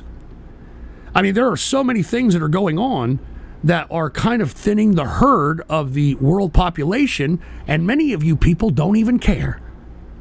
So if you don't care, and I'm telling you, hey, this is the way it is, and this is what's going on, and you're calling me Bloodlust Brian, or whatever the fuck you call me, I mean, I'm the only one that really cares about this shit because I know about it. You people don't. You people don't care. All you care about is whether or not you're going to wax your carrot to some pre-teenage Japanese fucking cartoon that's a nudie or some shit. That's all you care about. And the five-finger prostate punch, countries were built on blood. Yeah, no shit. No shit. And by the way, since North Korea blew up its inter-Korean road in and out of South Korea has responded, by the way. Yeah, South Korea responded by doing a Boogie 2899, or 2988, excuse me, and they fired a warning shot. All right, we're firing warning shots, boy. All right, I'm gonna fire a warning shot. You better not do that shit again. I don't know what the hell that's supposed to prove. I think South Korea should just go right at fucking North Korea and not give a fuck. All right? Fuck North Korea. What the fuck do they have? Their fucking people are already dying in the damn battlefield over there in Ukraine. All right? It goes to show you what kind of training they're giving those idiots in fucking North Korea. I mean, they have to eat second harvest. All right? I'm not fucking joking. I'm not fucking joking. So anyway, give me a smoke. I'm taking a smoke. All of you people that are talking trash in the chat room, fuck you. All right, give me a smoke. That's it. You got to hold it in, let it hit the brain. All right. Let's see what happens with South Korea and North Korea. That's all I've got to say. All right. Could be a potential another war front, in my humble opinion.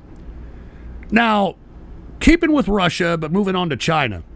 Another optical meeting going on. Russia and China bolster, quote, defense ties at substantive talks. They say this all the fucking time. China has yet to give any kind of armament to Russia, and there's a good reason why. Because China is recognizing that it is solely dependent on the United States in order to keep their fucking economy going. And because the United States has somewhat decoupled from China and has brought tariffs on many of its goods, it's finding that it can't do it on its own. All right? I told you about that $238 billion stimulus that they gave out this past weekend on the past show, and that has done little, if not anything, to bolster the optimism for this economically collapsing China. All right? It's actually just put a Band-Aid on, and everybody fucking knows it. What China needs to do, and I think it's put itself in a little bit of a pickle because, in my opinion, well, hold on just a second. Hold on, wait a minute. Hold on just 1 second. Buy that for $1. Hold on just a second. I was just informed here that Maria, everybody kind of knows Maria, has died today, and that's really unfortunate. For all those that don't know, Maria was a big fan of the show. She was in the inner circle.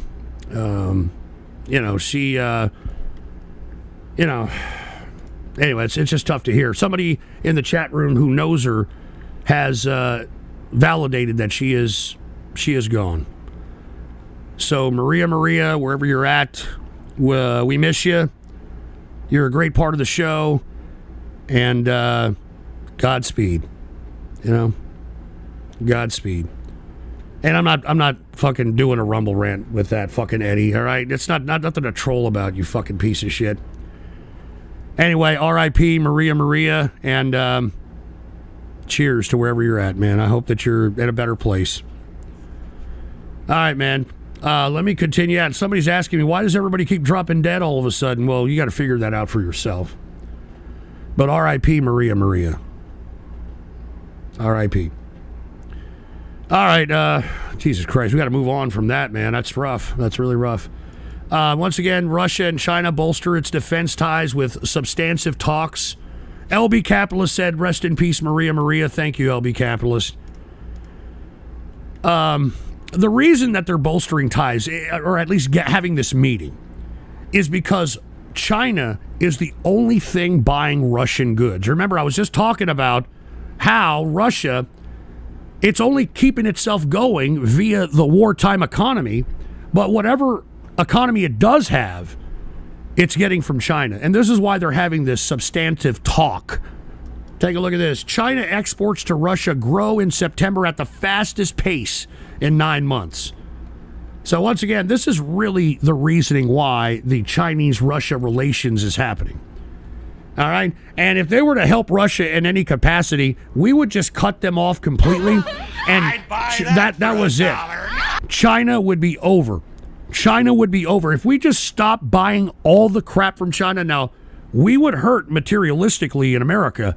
I mean, the materialistic appetite of American people would have to take a step back if that happened. But if it happened, we would save most of our money, all right, instead of buying this Chinese crap, and they would fall. They would not have enough people in the international community to buy their crap, and that would be it for China. They know it, and that's why they're playing this fucking song and dance tightrope game with the United States. So that's all there is to it when it comes to that. And let me take this, buy me a coffee here. Put the PC shot on. We had Jatario, who said type 22 to slap woodshed with a boneless skin raw banana. And then we got Kits. I know I made jokes about her, but that fucking sucks. Maria had to go like that. Condolences to her family. I think her mother is still alive. That's what's unfortunate about that. I believe her mother is still alive, and to see that Maria is gone, it's just she was a nice woman, very politically active woman. Believe it or not, she actually she was the campaign manager to Dan Bongino's attempts at trying to run for senator in Congress. And it's a damn shame. R.I.P. Maria, we miss you, man. Anyway, once again, this is why Russia and China are meeting. It has nothing to do with any kind of military pact or any of that shit. It's all economics. It's all economics, man. Anyway, look, I'm sorry if I sound a little down. It's really sad to hear that Maria died. So I'm going to try to wrap this up and just try to, I guess we'll do some other show some other day or some shit. Put the PC shot on. Speaking of China, just goes to show you how desperate they are when it comes to their economic situation. Did you take a look? Take a look at this, all right? China moves to tax the ultra-rich for overseas investment gains, all right? So that's how desperate China is, all right? That's how desperate it is. So that's why it's holding these substantive talks with fucking Russia, not for any military cooperation. It's more for economics. And once again, I mean, this just goes to show you that China either better suck it up, buttercup, and suck the schlong head of America, or, I mean, they're going to have to side with Russia, and if they do, they're going to be in the same precarious situation, and they're going to go down. That would be it for the communist government of China. Now, as I stated, even though we would stop buying any of their products, that would hurt America materialistically, and I don't think the American public is ready for that. Even though we'd be saving most of our money, but, you know, figure it out for yourself. But once again, another signal that China's economy is not doing very well at all. I mean, ultra rich taxing their overseas investment gains. I mean, who do you think they're taxing? They're taxing their fellow communists. I wonder how that's going to par, if you want my personal opinion. Now, on the last broadcast, I did say that the Taiwanese, they actually elected a new president and inaugurated him. And I said on the last broadcast that you're probably going to see China conduct some kind of a military drill right after this. Well, lo and behold, that's exactly what happened. The prognosticator strikes again. Taiwan reports surrounded by 153 Chinese military aircraft during a, quote, drill. So once again, I mean, the prognosticator strikes again. I told you guys, if you go back in the archive, I told you guys that once the Taiwanese leader was inaugurated, that this is exactly what China was going to do. And I said on the last show, either shit or get off the pot, China. All right? I'm sick and tired of you claiming that you're going to do something. You got all these exercises, yada, yada, yada, and you do nothing. You do nothing. So either bow down to America and shut your mouth and stick your fucking chopsticks up your ass, or go to war, all right? I'm tired of fucking playing these fucking games with these fucks. Let's blindfold these fuckers with dental floss and fuck them up. Jesus Christ, man. I told you this was going to happen, didn't I? I told you all this was going to happen. Once again, another prognostication by old Ghost here, all right? By old Ghost. So I don't understand why people don't take this show serious. Well, I understand a bunch of trolls and, you know, fucking troll and donate garbage, and, you know, I get that, but I mean, the amount of prognostications that I've done, good God. Now, look, folks, unfortunately, because I have made some discredited remarks or disparaging remarks against the communist government of China, and now that the communist government of China is allowing True Capitalist Radio to broadcast within their borders, I am obligated now by the communist government of China to give a rebuttal, all right, by the communist government. So, without any further ado, Mr. Fortune Cookie, are you there? Oh. You see, you motherfucker out there talking garbage about the communist government of China. You don't know nothing, Ghost. We do what we want to do with Taiwan. We're going to do reunification, whether you like it, you motherfucker. We're going to do whatever we want, motherfucker. We don't care about American goods, American exports. We don't care. We do what we do. You don't scare us, motherfucker. That's right. And I want all you motherfuckers to know we're taking a yeast. We're taking the yeast to all you American motherfucker talking garbage about the communist government of China. We're taking a yeast, motherfucker. And by the way, you want to know why we do what we do? You want to know why we do what we do? We do it for Chairman Mao! We do it for Chairman Mao!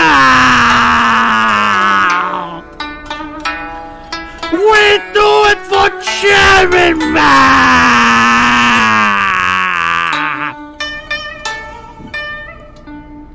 Oh no! My stomach hurt! Oh no! Oh no!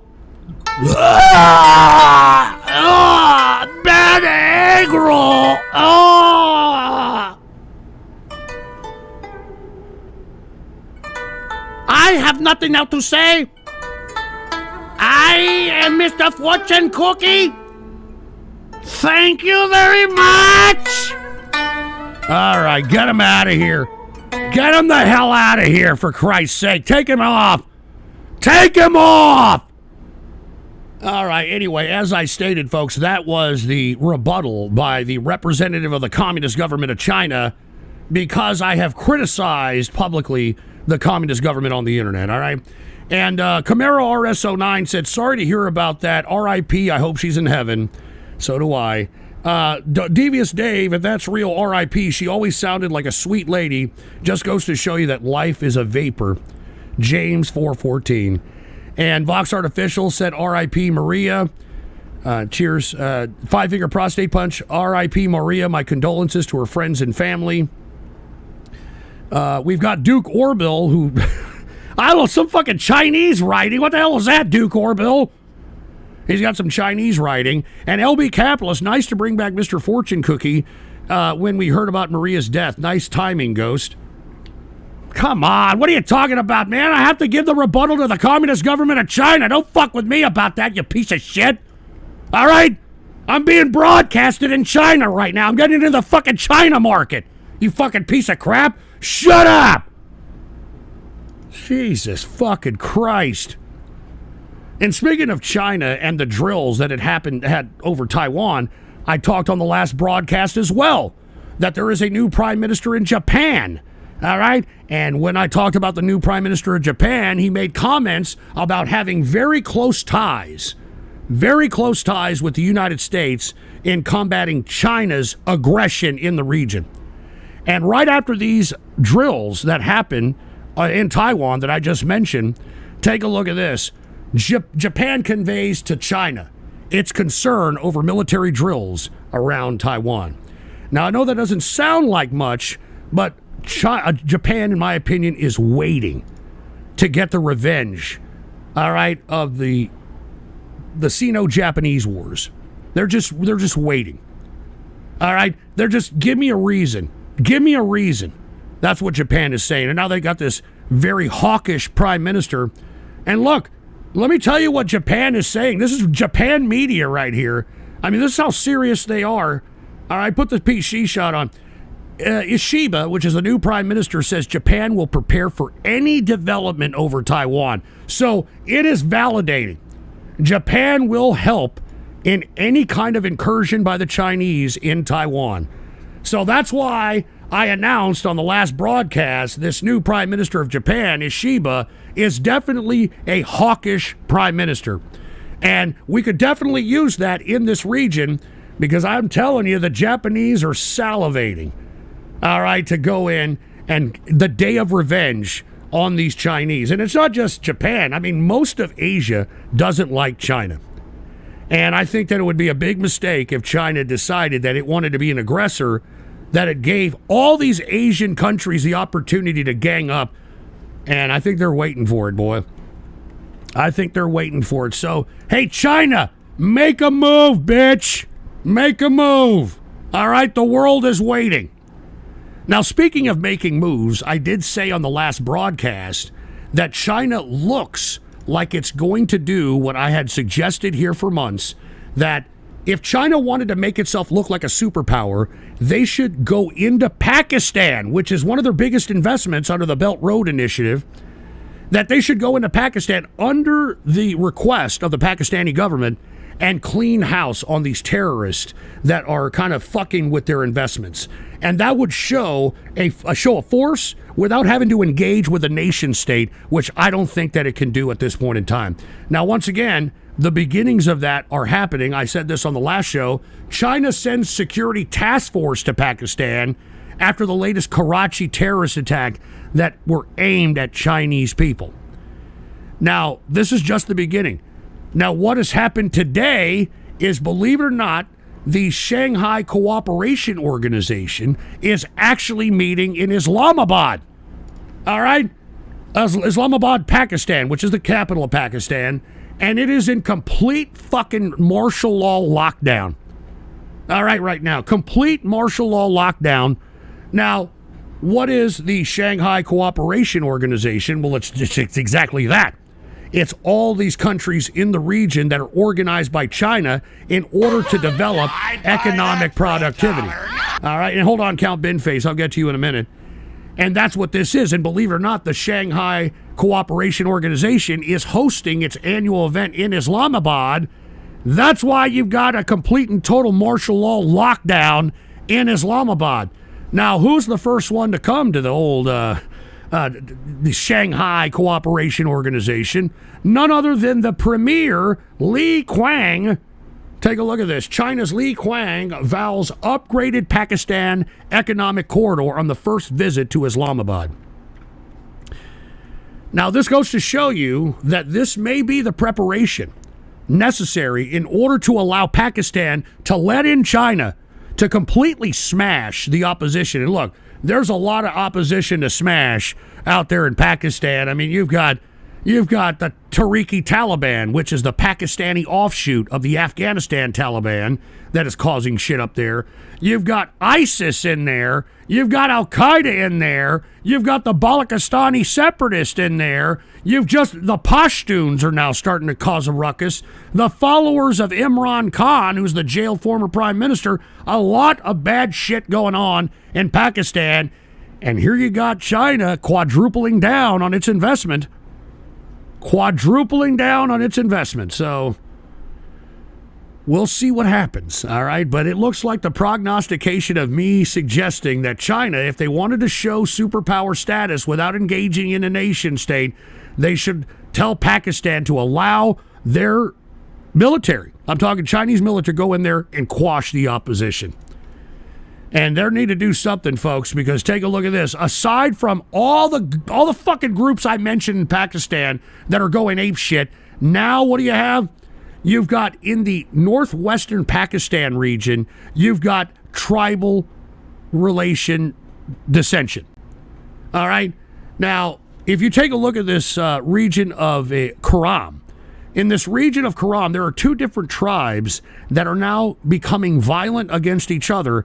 And it all has to do with the variant of Islam that these people oblige, all right? So this is a whole new separate groups that are now turning violent. These are Sunni versus Shiites out there in the northwest Pakistan region. And remember, a lot of the problems are in this region here because this is where the investment of the Belt Road Initiative and the Pakistan-China economic corridor is in the south region, which is where the ports are, which is what China built for the Pakistanis, the Andwar airport. I mean, all that shit's in this region, which is where the Balakistanis reside. This is in this current 11 killed is between tribes in the northwestern region. So Pakistan is not looking good right now, and it barely has enough money. We talked about the IMF potentially lending them some more money under some very strict terms.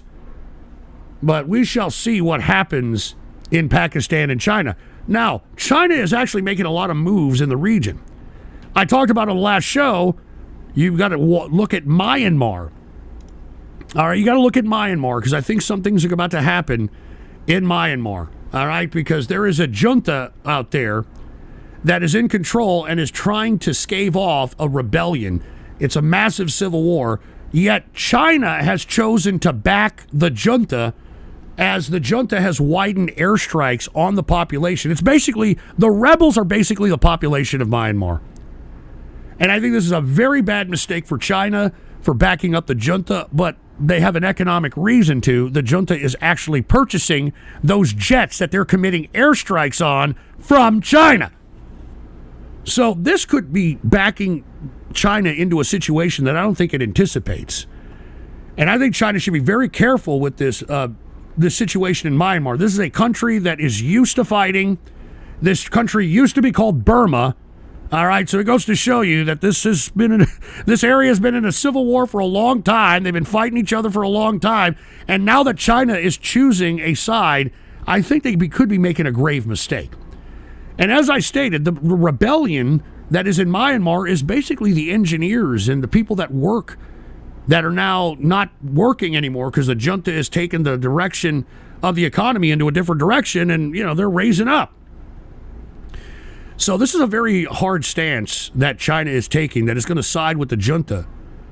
And I think it could bite them in the ass. So keep your eyes on Myanmar, and especially China.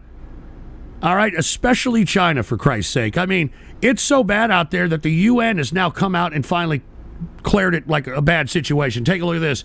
This is right out of the United Nations website. Myanmar is spiraling, warns United Nations chief in peace call to regional bloc ASEAN. Now, ASEAN, we just talked about it, I think, a couple of weeks ago. This is a organization of Asian countries in the region that just met about a couple of weeks ago.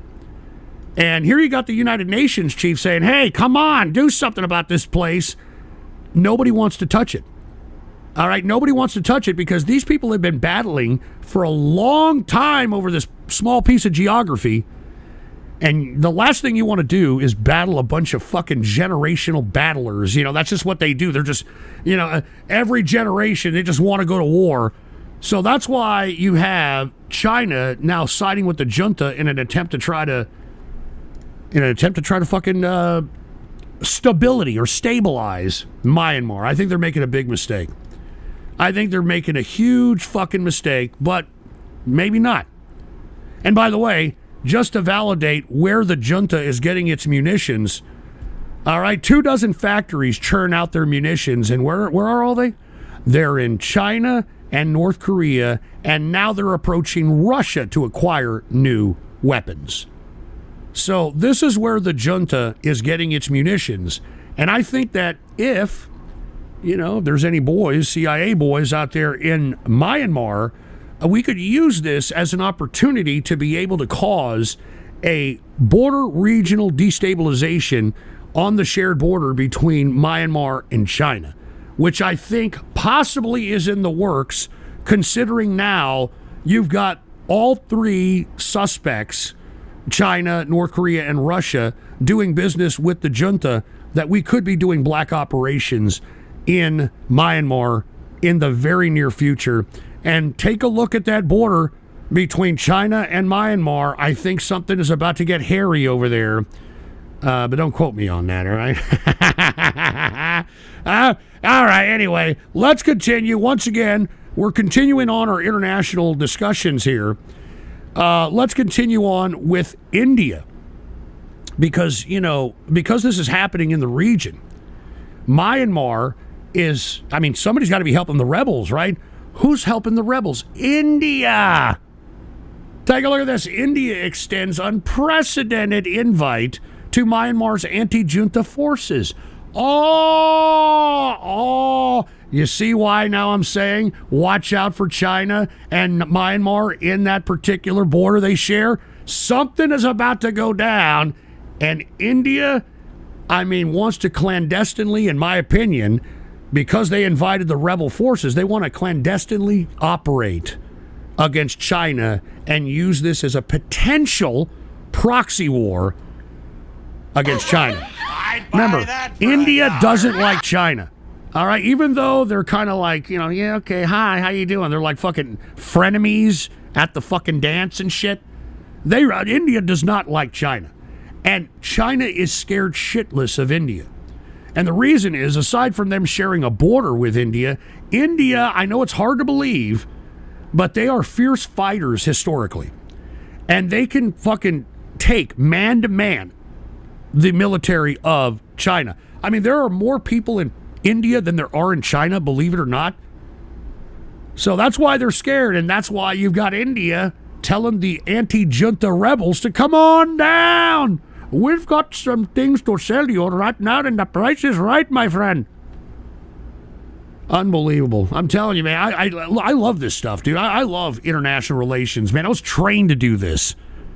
I was trained to fucking operate like this, man. You know what I mean? And speaking of India, since we're talking about India, did you hear what's happening between Canada and India? Take a look at this. Canada expels India's top diplomat and alleges wider diplomatic involvement in crimes. Now, very interesting here, because you've got Justin Trudeau taking a very hard stance against India. Now, Justin Trudeau is claiming that India had a part in the murder or assassination of a Sikh leader that's out there in Canada. Now, I don't know if y'all know this, but there's a lot of Sikhs out there, all right, which is Indian-based type of faction that is outside whatever the norms are in India. They're the guys that wear the turbans all the time, but they're not Arab. The Sikhs, all right? Apparently, I'm not big into the spiritual components of India, but apparently they don't like Sikhs, all right? And the fact that Sikhs have such an influence in Canada, it kind of pisses off the Indians. It pisses them off because it kind of gives them a de facto type country when in actuality the fucking Indians don't really like the Sikhs very much.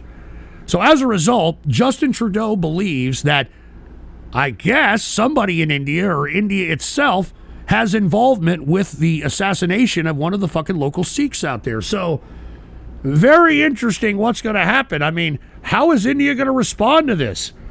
You know, and I think this is a very weird stance. I guess Justin Trudeau has to take it because the Sikhs are now a kind of a majority amongst the minorities out there in Canada.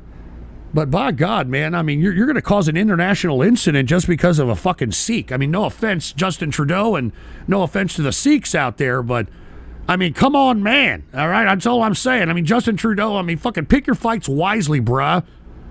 Good God. Anyway, I just wanted that footnote. And let me get to some buy me a coffees here. Put the PC shot on. We've got Count Binface and say, hello, Ghost. Those Japanese are really something else, right? I hear that Mr. Fishsticks in Japan is part of the Weeb Right, and when I showed up in my galactic starship, he showed me a cool experimental Gundam. In seriousness, Japan should go Empire Japan on China, literally. Just leave Singapore alone. Yeah, no shit. And True Hanoi Radio, a silly G.I. Jane, you know what Indochina is our right? It belongs to Vietnam. So now Mr. Hanoi Radio believes that Myanmar is Viet fucking Nams, huh? We beat ass of Laos and Cambodia, and we beat ass of China. We beat ass of America. We beat ass of France and Britain, too. Scoreboard, Vietnam undefeated. Generation of Vietnamese fight when we need to fight. Local when the local commissariat demands it.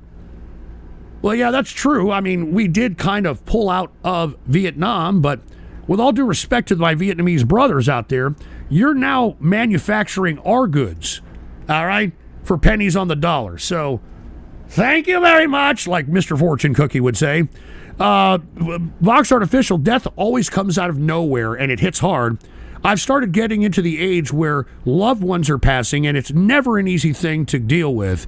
Always helps to reflect on good memories. I do know this. It's all you got, man. It's all you got.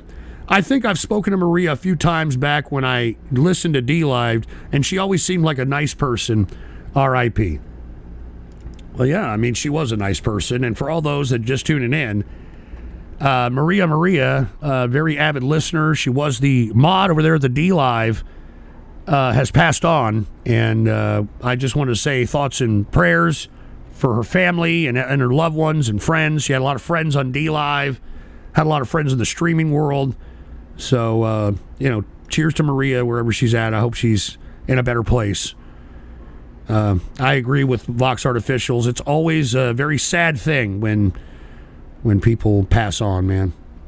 Anyway, look, let me go ahead and end the broadcast because it's hard to talk about all these very serious subjects.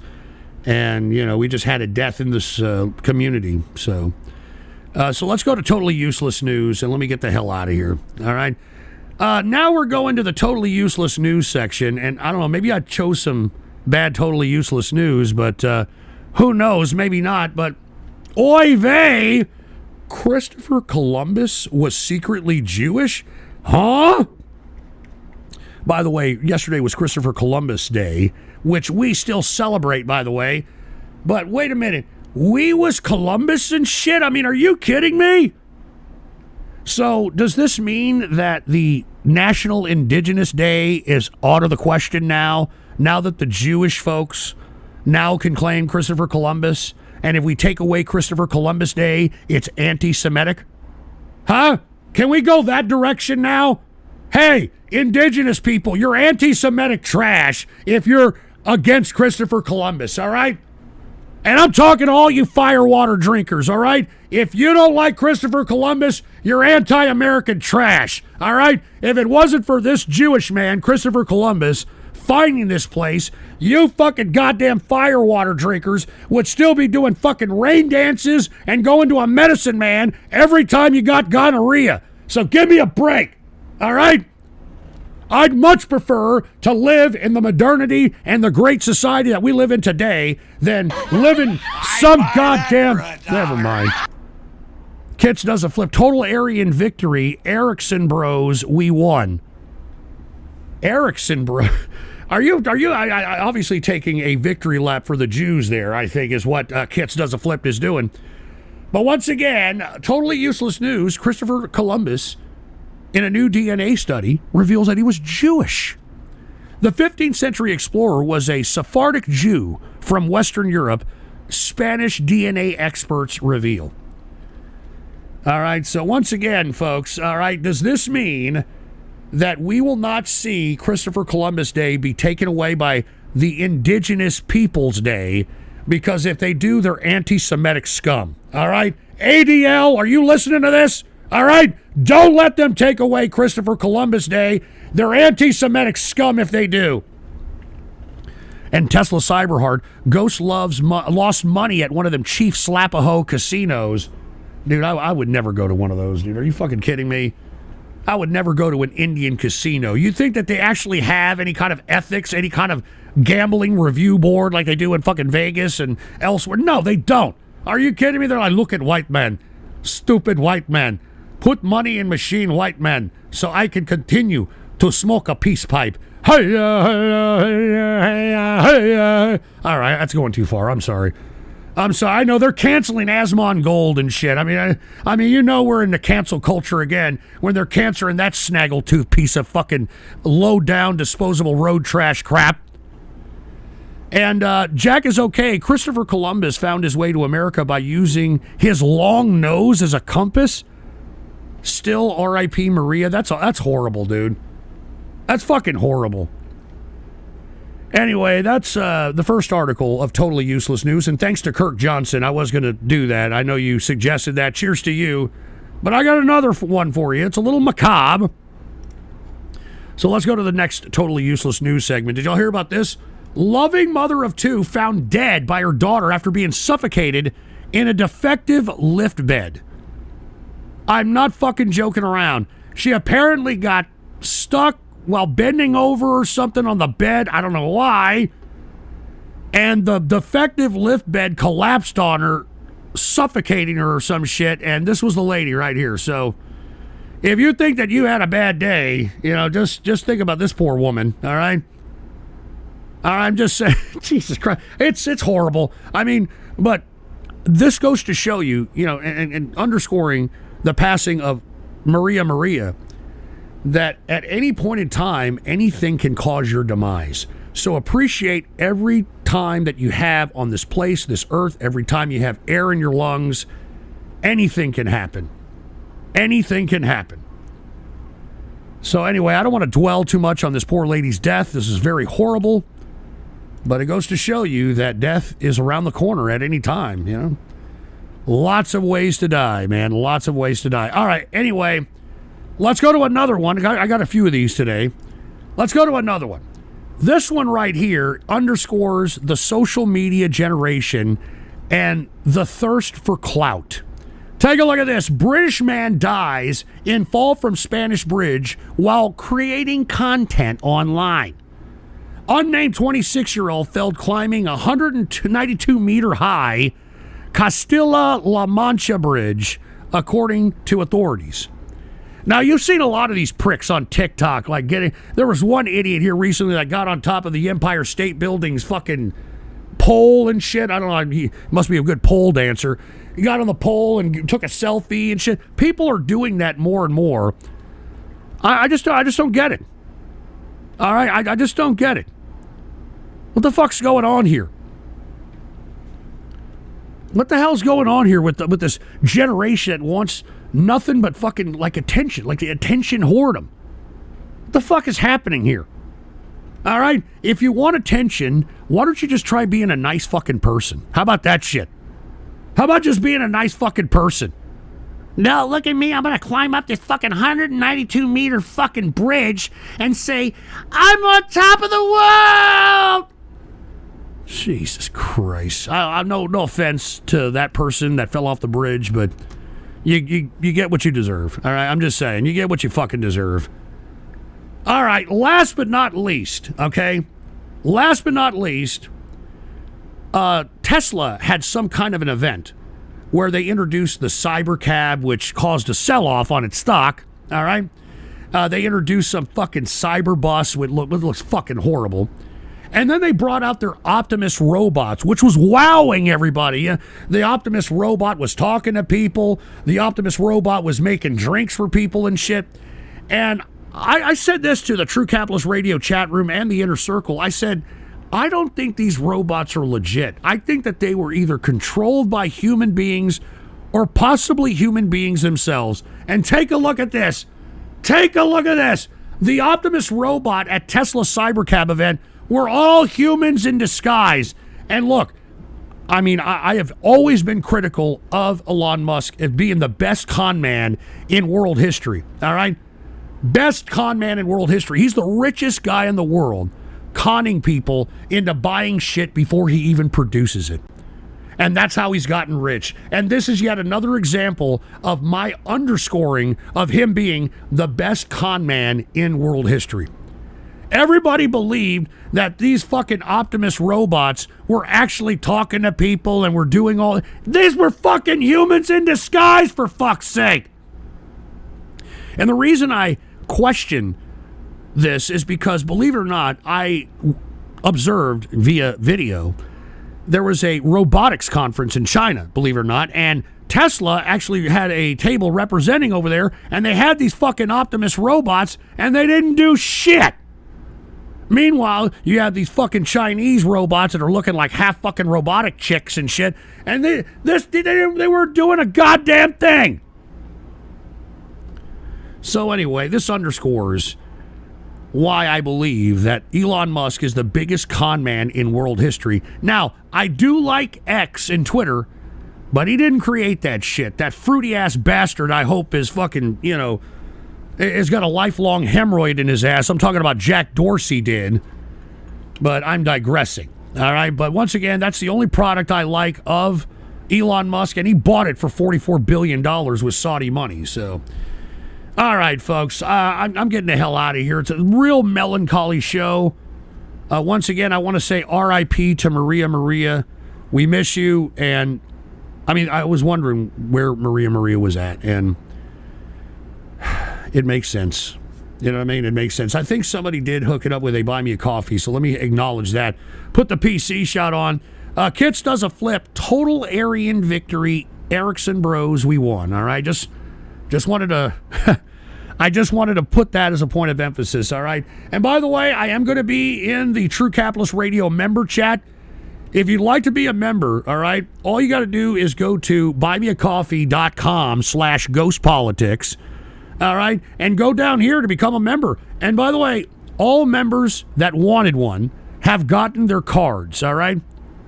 Now, I'm giving out a TCR, True Capitalist Radio trading card to every member every month, and they have come out awesome. All right, and I'm glad each and every member that got one loves it. The next one is the engineer. Okay, the first one that came out last month was yours truly. The next one is the engineer, and who knows the third one and the fourth one and the fifth one? Who knows? Who knows, man? All right, so, and also you'd be supporting the True Capitalist Radio member chat, the show, etc. So cheers to everybody out there who's a member of the True Capitalist Radio member chat. I will be in there chatting. And by the way, this is a serious chat room. Ask everybody who is in there, very serious chat room. There's no trolling. If you're trolling or causing any kind of internet drama, you're out of here. You're out. All right. Now, with that being said, I think I may do a ghost show on Thursday. All right, so all you ghost show lovers, I may do one on Thursday, and the reason I'm doing ghost shows more frequently is because I've taken out text-to-speech. All right, and the damn show flows better. All right, I think people had a better time this past ghost show, at past 2 ghost shows, than they have in a minute. All right, and it's because not every 5 minutes are like fucking www, all that shit. And a 5-finger prostate punch. Can I play a song for Maria Maria? Well, I can't. I'll be copyright struck on a couple of platforms, but I'll do it on the ghost show. She loved the ghost show. She would call into the ghost show. We'll dedicate the next ghost show for Maria Maria. All right, that's which will probably be on Thursday. All right, so next next ghost show is for Maria Maria. R.I.P. to Maria Maria. For all those that don't know, Maria Maria has passed on. She was a great person. I've talked to her many times. Had very, very fun voice chats with her, the inner circle.